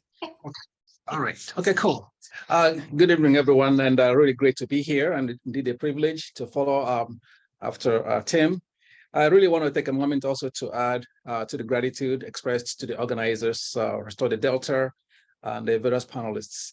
The presentations by both Dr. Swain and President Dolan and Councilmember Wormsley actually struck me as sobering reminders, of the urgency of buying down the risk of flooding to our own community now adequately, making sure that we are investing properly.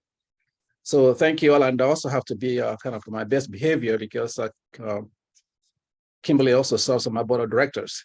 So in addition to representing the city of Stockton. So glad to be here. Thank you very much. And then again, we appreciate your leadership and everything that you've been doing to really get this going. So let me begin then with my screen. Is it, are you able to see my screen clearly over there? We are. Okay, good. All right. So let me get into our slideshow. Okay, beginning. All right, good. So I'll touch on today, I'll give you kind of a quick background about the San Joaquin Area Flood Control Agency, talk about some of the problems you've already heard tonight, then give you some solutions that we're working on, and then open it up for questions. So by way of orientation, here's a boundary. This JAFCA is a joint powers agency that was formed again in the midst of crisis back in '95 when FEMA came to town and wanted to throw the whole of Stockton into the floodplain, basically making it impossible for those who have federally backed mortgages to continue to afford their residences. So the organization was born and sprung to work. So today our mission is to reduce and manage the region's flood risk. And we're governed by a 9-member board. One of them obviously tonight, Councilmember Wormsley, who is a director on our board. And so what is the problem we're trying to solve? And why we're still in existence today? The reasons are as follows. Basically, that Stockton, Manteca, Lathrop have the lowest level of flood protection among major river cities. And then that we face dual threats of flooding, both from the runoff from local rivers, and then also higher watersheds and the sea level rise. Current estimates from the document that was just recently published by the Central Valley Flood Protection Board projects that our community faces the risk of 3 to 6 times the flow of the current capacity in the lower San Joaquin River channels. So that, if that were to come to pass, that will result in about 137 deaths and then $1.5 billion in estimated annual damages. And then this is further reinforced by the study that Dr. Swain referenced about the likely occurrence of mega flood in our area in the next 50 years.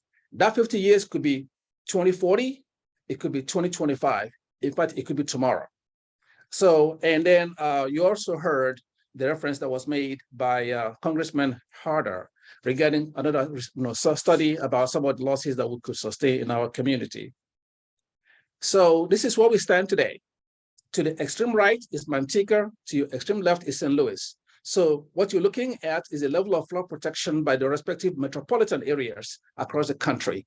St. Louis is way at about 500-year level of flood protection. If you look to your right, then you will see Stockton right at the bottom, basically, along with Lathrop and Manteca. So just kind of give you some kind of reference as to where we stand when we are competing, with the rest of the communities across the country. So yes, it does flood here, and then this is we're not talking about 1862 here. This is 1958, right here in downtown Stockton. That's what you see right there. Not too far from downtown. I mean, from the diverting canal back in 1958. So we are taking steps today to save lives over Sejavka and livelihoods as well. So I referenced the annualized losses in terms of property damages as well as lives lost.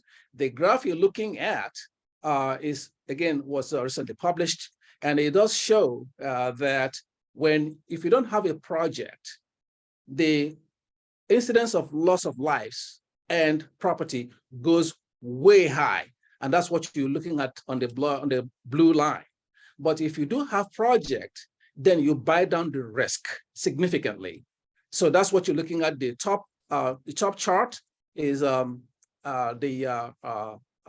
loss in properties, and then the lower chart is lives lost. So basically making the case for investing in resilience is smart economics.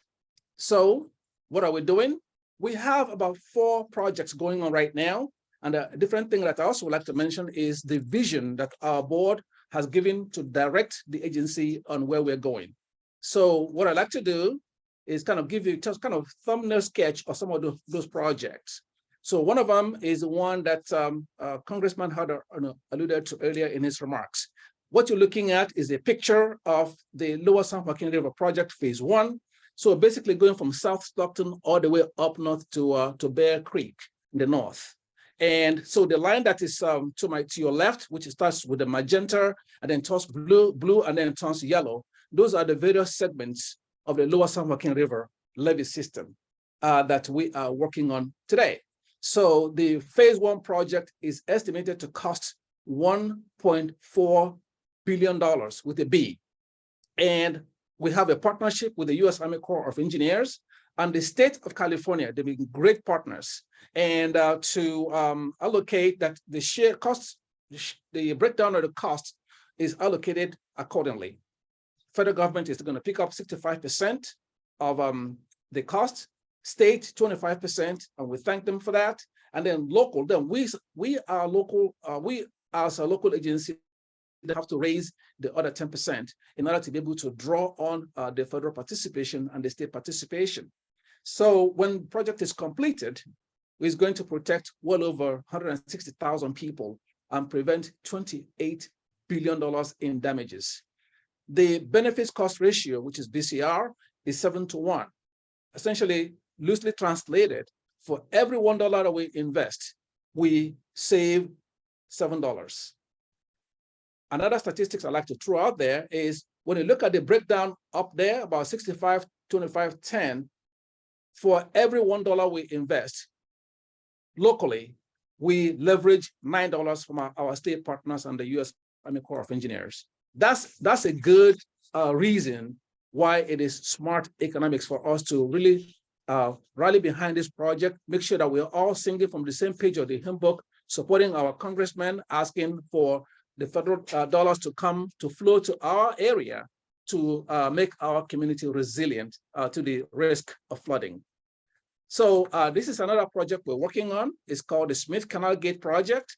It's part of that federal project, but the residents of our community decided to take the lead to self-tax themselves so they can begin the project and not wait for the federal government to come to the table. So today, we are delighted to report that this $96 million project is a partnership with the Department of Water Resources and the Central Valley Flood Protection Board to kick off the that phase. And that project is almost complete right now. So it is intended to isolate a particular area of our community that's heavily populated with disadvantaged residents and covers about 8,000 properties, which is about 24,000 people in that area. So when it's done by the end of this year, then we'll be on a march to take that place out from the floodplain so that the residents don't have to continue to pay flood insurance. It becomes, at that point in time, it's not a mandate anymore if they have federally backed mortgage. So the project is scheduled to be completed by the end of this year, and we are excited about the progress of the project to date. So here is what the project is looking like. So basically from my right to my left is basically tying it into a piece of land. And then right behind that land is a golf course, is a park. And then to my left, then is a golf course where the project is going to tie into. Currently it's stopped right there so that it can kind of create room for residents to be able to navigate in and out of the area. And then once the project starts again this year, right about 2/3 of the way down to my left is where the gate is going to be located. And then we're intending to exercise and launch the gate open so that we can finish the rest of the project to the left. And another piece that we're working on, this is the Mossdale Tract project. It's a Lower San Joaquin River project. And to the north is, again, South Stockton. And then to the south and east is the city of Lathrop and the city of Manteca. What I want to kind of highlight here is this is another partnership success we have with the Department of Water Resources. And a few highlights there. What makes this very attractive is it embodies both structural, hard structures as well as soft structures. Translated to mean this is a multi-benefit project. And that's what really makes it attractive for the state to work with us to find a way to leverage soft options to be able to ensure we have ecosystem restoration, give the river room to breathe, and then while also protecting the residents from South Stockton all the way to Manteca. And the project is expected to cost, estimated to cost about $270 million. And it involves some levee improvements. And again, it has some great multi-benefit features. And when completed, will protect well over 50,000 people and some critical infrastructure to support our community, including our county hospital is in that area. So the third piece we're working on is called the Paradise Cut project. And I'm going to defer on this to Sarah, who's going to be touching on this in more detail during her presentation. And then, but to be able to identify these projects as priorities for our area, one of the things we do is we work with the Central Valley Flood Protection Board to review their flood protection plan every 5 years. So we organize and coordinate locally and upload information into that process So that's been very successful in guiding the state to help us prioritize all those demands and needs of our community and getting them funded up and accordingly. So we do, and then the most recent copy was adopted in December of last year. So thanks to President Dolan, who is here, as well as Tim Ramirez, who serves on the board, for really structuring this RFMP process to help us organize ourselves and then sing with one voice, if you will, and from the same chapter when we upload projects to the state to say these are the priorities to make our communities resilient. So obviously, it takes money to deliver these projects, and they're very, very expensive. Not only that, as you can tell, I did mention that it would take about, for every $1 we put down, we need to leverage about $9. Well, that $1 translates into about $140 million. And we need to come together as a community to recognize the importance of coming together and then voting in support or advocating in support of raising the local cost share, so that the federal partners and our state partners will continue to see the wisdom of investing in protecting our community. Another thing I want to kind of touch on is the timely adaptation to changing environment. So one of the things that you just heard from Dr. Swain basically is that, yes, we have a 20th or 19th century infrastructure that isn't adapting to the changing climate or changing hydrology, not only in the area of water supply, but also in the area of flood protection. Flood protection, for the most part, tends to be static. Once we build it, you go away and then turn it into a maintenance obligation. That's really what happens. So never enough room to go back and rebuild those things until there's a major overtopping or a major deficiency in the system. So one of the things our board has done, Board of SJAFCA, is to now look down the road and then through their vision have directed in the policy form that for every 5 years that we need to update our own policy. So today, with respect then to the climate change that we're facing or the changing climate we're experiencing, the board itself has adopted a new policy that says, when once we go to plan a project, we need to make sure that we acquire enough real estate so that if we need to come back to either grow the levee or expand the levee, well, we have the room to do so. That is visionary. That is adapting ourselves to the kind of observations and the findings that Dr. Swain and his team have come up with. So that's something that really we need to commend our board for having that vision and then directing it as a policy to kind of guide our planning and design going forward. So let's see. So at this time, maybe I just need to kind of pause and then see if there are any questions. But the key thing I wanted to highlight is the fact that, yes, Dr. Swain, we hear you. Yes, Jane Dolan, we hear you. And we're working relatively fast at a local level to begin to incorporate the lessons we're learning as we go in to planning our projects going forward. So yes, there are issues with obtaining mitigations to deliver on those projects in a timely manner. Again, it requires the system kind of catching up, from the 20th century thinking to the current day of delivering projects much faster so we can protect our residents. So federal timely permitting of the project is also a key issue. Then again, we can talk, each of these topics here can take about 30 minutes just to go through, but I'm going to take the time and respect the time that's been allotted to me and pause and see if you have any questions or wait until the panel is done. Chris, we're going to take the questions when all the panelists finish. So I think for right now, and people can put questions in the chat while they're fresh in your mind, we're going to go ahead and we're going to move to Sarah Puckett from American Rivers now. Your presentation was beautiful. Thank you. Thank you, ma'am.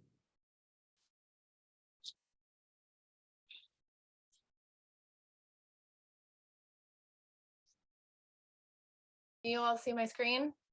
Hear me Looks okay? good. Looks good. All right, thank you. Just wanted to reiterate what Chris said. Thank you so much for all the panelists, and big shout out to Restore the Delta and River Partners for organizing this symposium.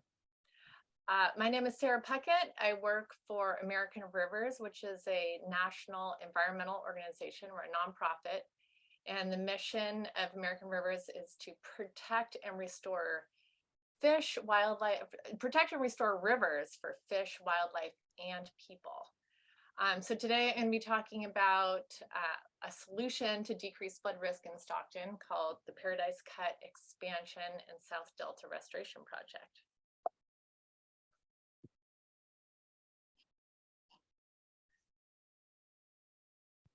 All right, so one sec here. So as Chris gave us some details, we know that the lower San Joaquin River in South Delta is vulnerable to flooding due to storms, atmospheric rivers, arc storms like Daniel has talked about, and also levee breaches and failures.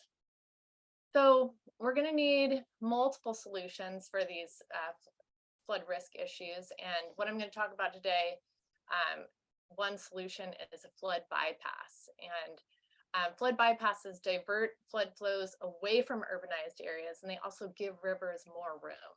So they're more nature-friendly solutions. And also really important to stress that flood bypasses will enable the public to still enjoy the Delta and the rivers that make this community so special when they're not flooding, which is most of the time. So what is the Paradise Cut flood bypass? So the Paradise Cut flood bypass already exists. And this is what it looks like right now in this little purple area. And flood bypass is just farmland or open space, which is used to divert a portion of the highest flows of a river onto this land in order to decrease the flood risk downstream. So water, you can see the San Joaquin River flowing down here towards Stockton. And what happens is the water spills from the San Joaquin River over what's called a weir to reach the bypass. And the bypass floods about once every 10 years. So most of the time the land remains open space or working active farmland. But unfortunately, this existing Paradise Cut bypass is just way too small. It's too small to accommodate the existing floods on the San Joaquin and the floods that we're going to be expecting into the future. So the proposed project is this larger green area. It's an additional 2,000 acres, and it's going to include constructing a new weir. So this is the expansion, Paradise Cut flood bypass expansion project. And for those, I'm going to give a little introduction to a weir because sometimes they're hard to understand. So weir is just where the levee has been lowered on purpose, and the weir is this little rock structure right here that we're looking at. And it's lowered to only allow the higher floodwaters from the San Joaquin to spill over from the bypass. So when the San Joaquin River, which we can see on the left, flowing down with that little arrow, when the waters rise and get too high and a flood, the water naturally just spills over and can spread out onto this farmland and open space.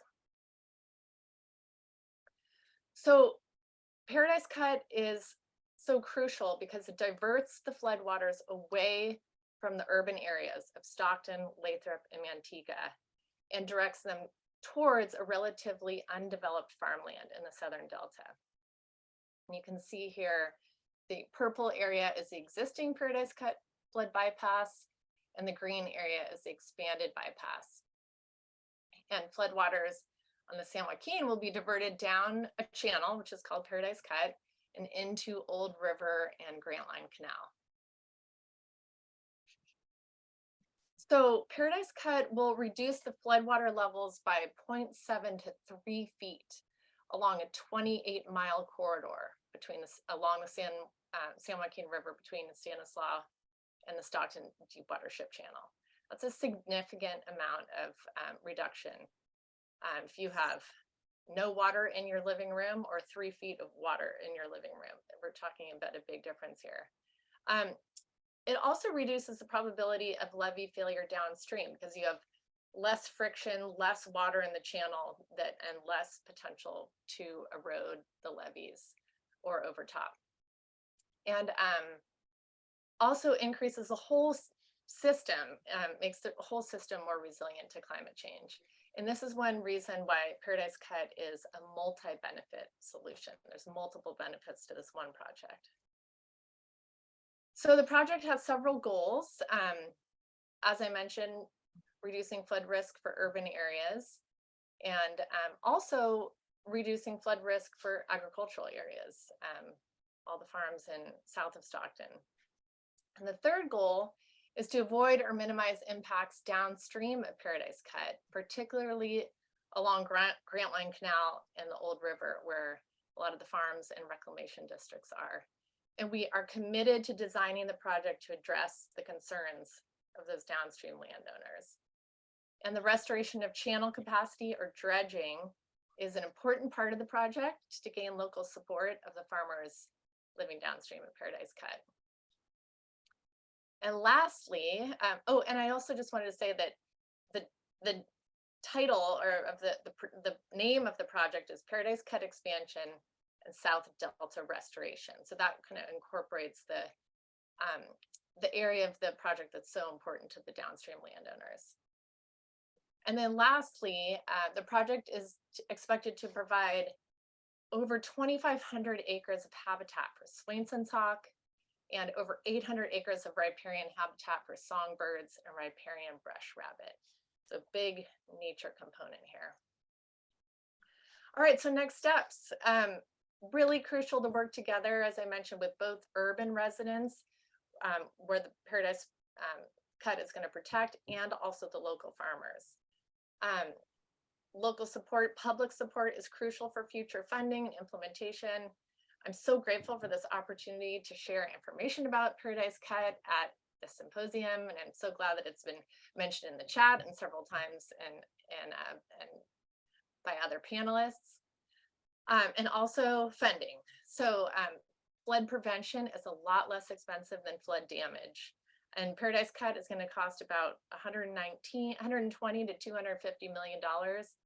And the recent estimate I heard from the recent state flooding was $8 to $9 billion with a B dollars in damage. So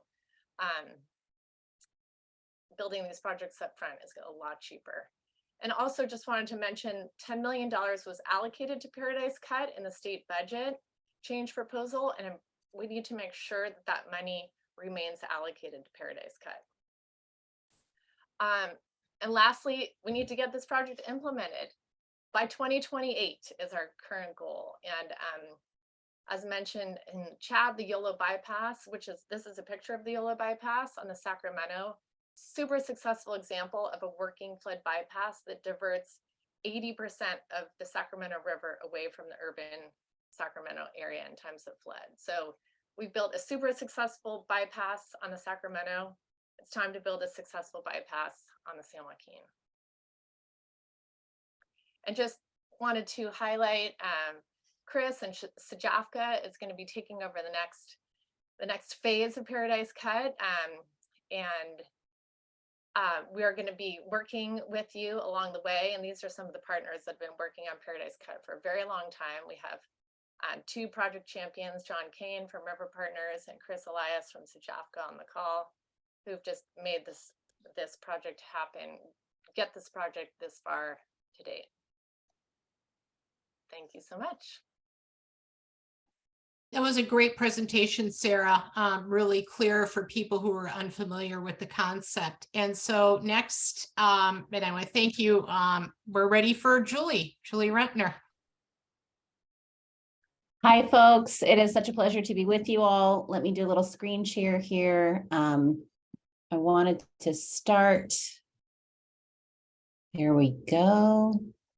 With showing you our Mid-San Joaquin Regional Flood Management Plan. So I'm Julie Rentner, I'm the president at River Partners. And River Partners, I'll talk a little bit about us in just a moment, but since about 2008 or so, I've been getting in my car and driving up to Stockton for flood planning meetings.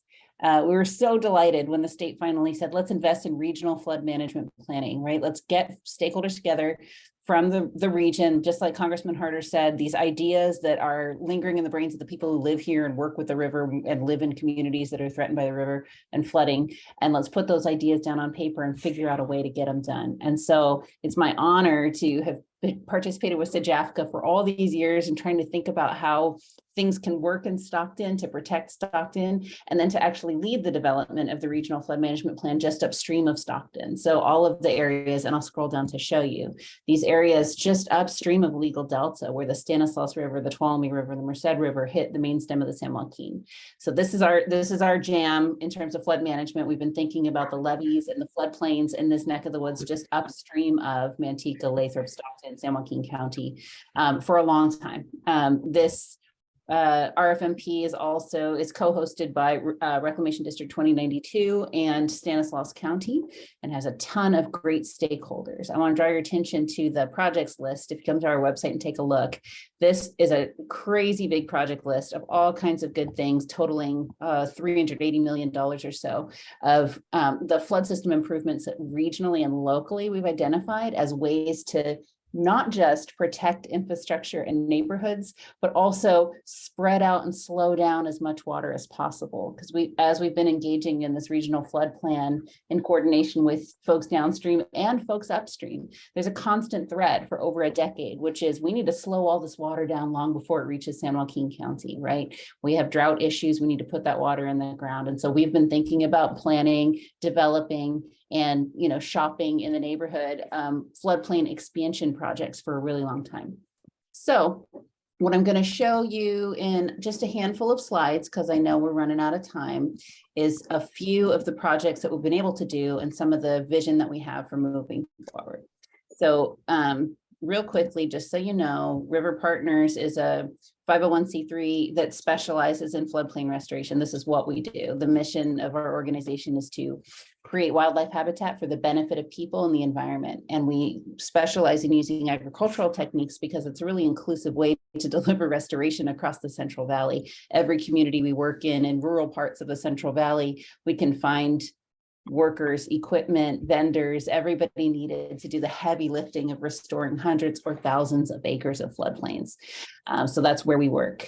And this is kind of what we envision. We envision healthy, thriving floodplains that are capable of safely conveying flood water, but also capable of absorbing as much water as possible and providing connected wildlife habitat and community assets that benefit not just agricultural communities, but the region at large. We've talked a little bit about how floodplain restoration can benefit groundwater recharge, and I found this great illustration from one of I think it's from actually Water Always Wins, which was mentioned earlier, but showing how, we're actually in the San Joaquin Valley just starting to learn that we don't know the exact architecture of how water sits below ground. What we do know is that our rivers coming out of the mountains and their floodplains are an important, perhaps the most important component of getting water to be stored in the ground. So going all the way back to what Dr. Swain was talking at the beginning of this, the magnitude of water we're thinking comes down from the Sierra Nevadas and the large storms that are on the horizon. We have it within our power right now to find these places where we can strategically reconnect, put that water onto the landscape and have it soak into the ground. So we're really excited to be advancing that as much as we can. I wanted to point out that the Central Valley Flood Protection Plan, this is the cover of it this year. This is in Stanislaus County, literally just upstream of you. It's a great validation of this work of floodplain reconnection to show it displayed as the cover of the flood plan. This is a project that we've been working on for a long time at Dos Rios Ranch, which I'll talk about in a moment. And what I'm showing on the right-hand side of the image is just 1997 is when the system broke in so many places. It's kind of the flood of record, the big one that really is still in the minds and memories of a lot of people here in the Valley.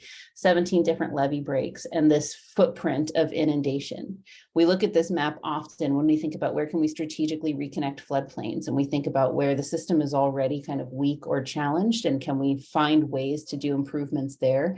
And then we try to overlay this with an understanding of where we have really depleted aquifers, where we have real groundwater challenges. And that's, the strategy right now, and trying to cite where these floodplain restorations can go. Couple examples I want to show you of it working. So first is the Three Amigos. This is a project that River Partners and the U.S. Fish and Wildlife Service and the U.S. Army Corps of Engineers and the Flood Board and the Department of Water Resources, and I can go on and on, but I won't, have been working on really since the 1997 flood. So there's a location where the levee broke in 3 places. And it was the first non-structural alternative flood control project that the Corps worked on. And what happened is the farmers who were flooded out by those levee breaks, they decided they're tired of flooding. They're tired of farming where they get inundated by flooding. And if there was somebody willing to purchase that land from them, they would be delighted to not have to farm it anymore. It was a beautiful win-win because at that moment, the U.S. Fish and Wildlife Service had just thought about expanding their National Wildlife Refuge. And they thought, here's, a few thousand acres of floodplains, kind of almost the same size as the Paradise Cut expansion area, actually a little bit bigger, 3,166 acres, where we would be delighted to transition land from a flood incompatible use to a flood compatible use. And this map that I'm showing you here is kind of hard to orient, but the San Joaquin River is flowing north across this map. This is one of the Corps' levee maps. And then the Tuolumne River is coming in from the right side of the map after it flows through Modesto and comes down to the confluence. The Three Amigos project is behind these 3 pink levees. And what this map shows you, if you read the legend, is those pink levees are called abandoned levee. What this project did is it took all of the land that was kept dry by those federal and state levees, gave them flowage easements, which is kind of a similar approach as the Paradise Cut project, and then allowed them to be restored into wildlife habitat. So it took 25 years to get this map completed, but those levees haven't really been functional for quite some time. In 2017, we saw that when the waters overtopped these pink levees and flooded this large wildlife basin that's been restored over time, we saw about 24 hours of not stage reduction, but stage leveling all the way down in Mossdale, which means that as the water spilled over into this basin, the rising floodwater slowed down a little bit for about 24 hours. And what that means when you're flood fighting is the world. 95% of flood damages happen at that peak, right at the top where the water just gets so high, it causes these big damages. And here, proof of concept is that when we can expand those flood corridors and give the river more room, we can actually significantly reduce. We can give folks more time to get out of harm's way and more time to prepare, all of the emergency response stuff we need to prepare when the floods are coming. The other project I want to show you guys upstream is Dos Rios Ranch. This is right at the confluence of the Tuolumne and San Joaquin rivers, where we've been hard at work. We purchased this land again from a farmer who was tired of farming the river bottom and flooding out all the time. And we've been hard at work restoring the habitat, creating beautiful homes for all of the wildlife that you see pictured here and so many more. I was out there today. This is a picture behind me from just 2 days ago out here where the water is spreading across 2,000 acres of restored floodplains. And there's all kinds of wildlife responding beautifully. But the most important, big, triumph of the year for this project is that it is going to be California's next state park. We haven't added a new state park in over 13 years. So when we think about these floodplain expansion projects, and I could go on about how many more opportunities there are upstream of Stockton to do this kind of work, but when we think about them, they're more than just a place for water to spread out and soak in, which is of course like of primary importance when we think about climate change, but they're also gorgeous community assets. They're places where people can explore the outdoors, have access to open space. You all know that there's these mental health connections to being able to be outside and walk around in forests. And we are, so delighted to have a lot of support from the Natural Resources Agency, from local communities. We've had champions in Merced County and in Fresno County pushing hard on let's do more projects like this, because we know that we can slow down floodwaters before it gets down to San Joaquin County, park it in the ground, and we can support the development of these beautiful community assets.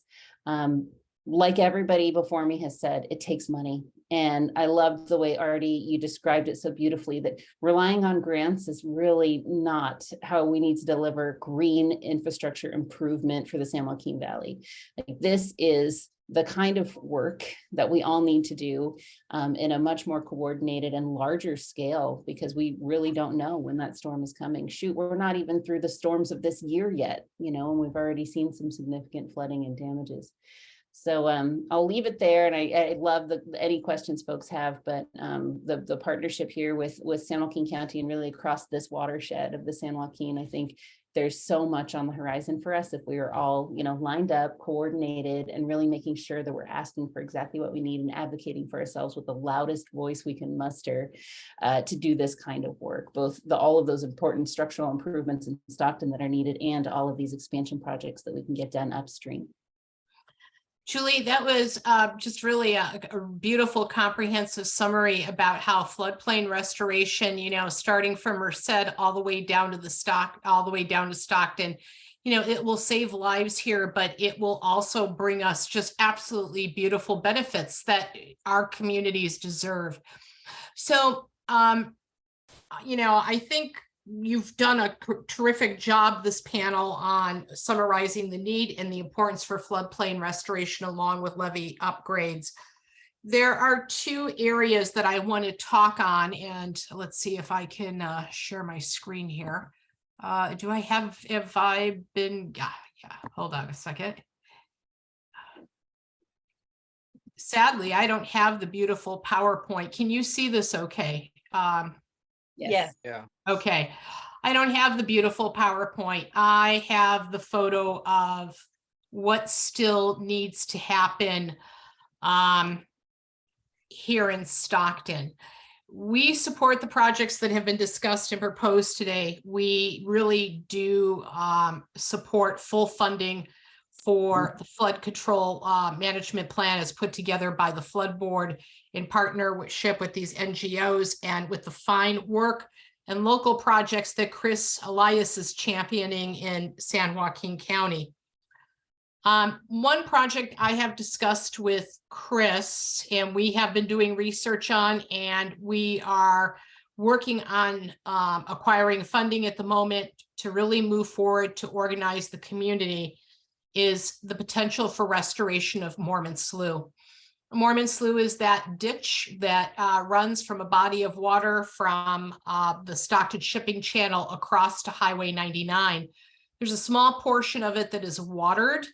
And for the last 2 weeks, I have been out there every couple of days taking photos because there are hundreds of people who are camped along the water portion. Last weekend, this weekend, a week and a half ago, they were 4 inches away from being flooded out from where they were camped. This photo is a picture of what is usually the dry ditch of Mormon Slough. And what happened is the Calaveras River backed up into Mormon Slough during these significant rain events.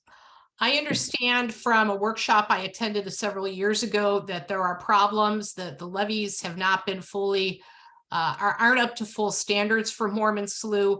We know that there are holes throughout the slough because of encampments built by the unhoused where they dig into the slough to kind of secure their encampment.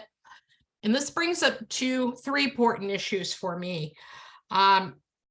I was extremely shocked that OES was not working with the sheriff's office during the latest flood storms to open as many of their community centers along with the city, because the city of Stockton actually did open their community centers, but we needed expansion from the county so that we could get the unhoused into facilities. Councilmember Wormsley referred to this. Our shelter for the homeless had a major COVID outbreak. We needed to bring the unhoused in, get them out of these dangerous circumstances and have them spread out in as many public spaces as possible so that they wouldn't become sicker than from moving indoors. Second, we see this project as an absolute opportunity to do something akin to San Antonio Riverwalk and LA River restoration. If we were able to reestablish flows at low levels with a gate from the Calaveras and from the diverting canal used for agriculture, we see this as potential for not gentrification, but really community-led development. There's property adjacent to this where we could create housing for the unhoused. We could have canopies on the top of levees that really would create that green canopy that this community needs, because it is an AB 617 community with the 4th highest rate of asthma in the United States. We could get fisheries restored through the slough. And I think the big concern or driver for us is that, you know, we either have too much water or too little water. Stockton, in the same areas that are prone to flood, are just infiltrated with harmful algal blooms every year now from May through October. You're never going to be able to run scouring flows probably through the Stockton shipping channel, but recirculation of water through Mormon Slough could help mitigate some of the flow problems that we have in terms of the waterfront and reducing impacts from algae. We think it's as important as it is to redevelop floodplains outside of the city, because people love to go on drives and go visit new beautiful places. And we had the fortune to visit Dos Rios recently, and it is just absolutely amazing. We also know for disadvantaged communities that access to great urban recreation is needed. We only have access in the city of Stockton to 3% of our land for public spaces.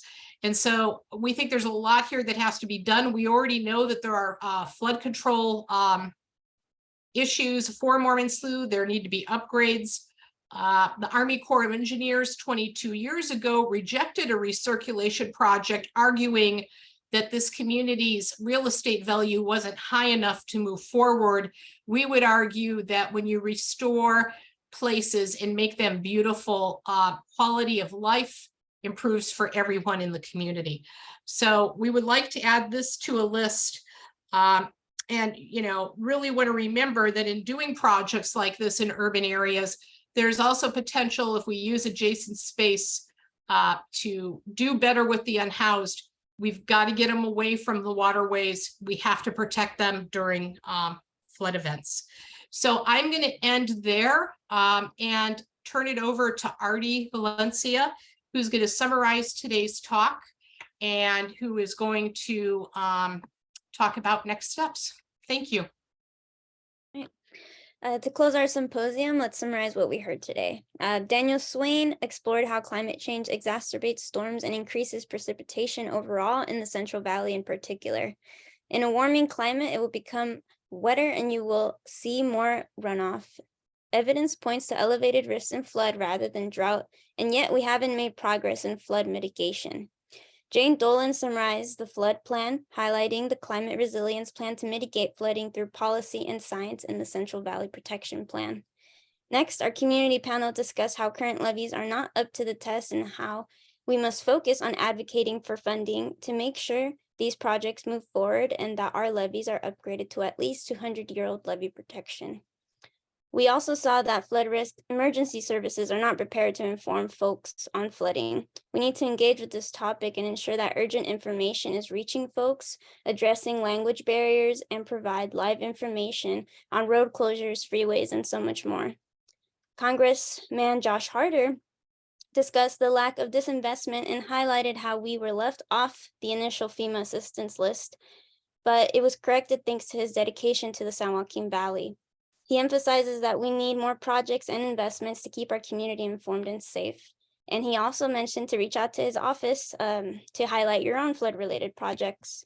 Last, we explored the challenges and possible solutions for flood risk mitigation by looking at multi-benefit flood projects and the current levee upgrade projects like Paradise Cut and the Lower San Joaquin River project mentioned by flood agencies, the boards, and partners.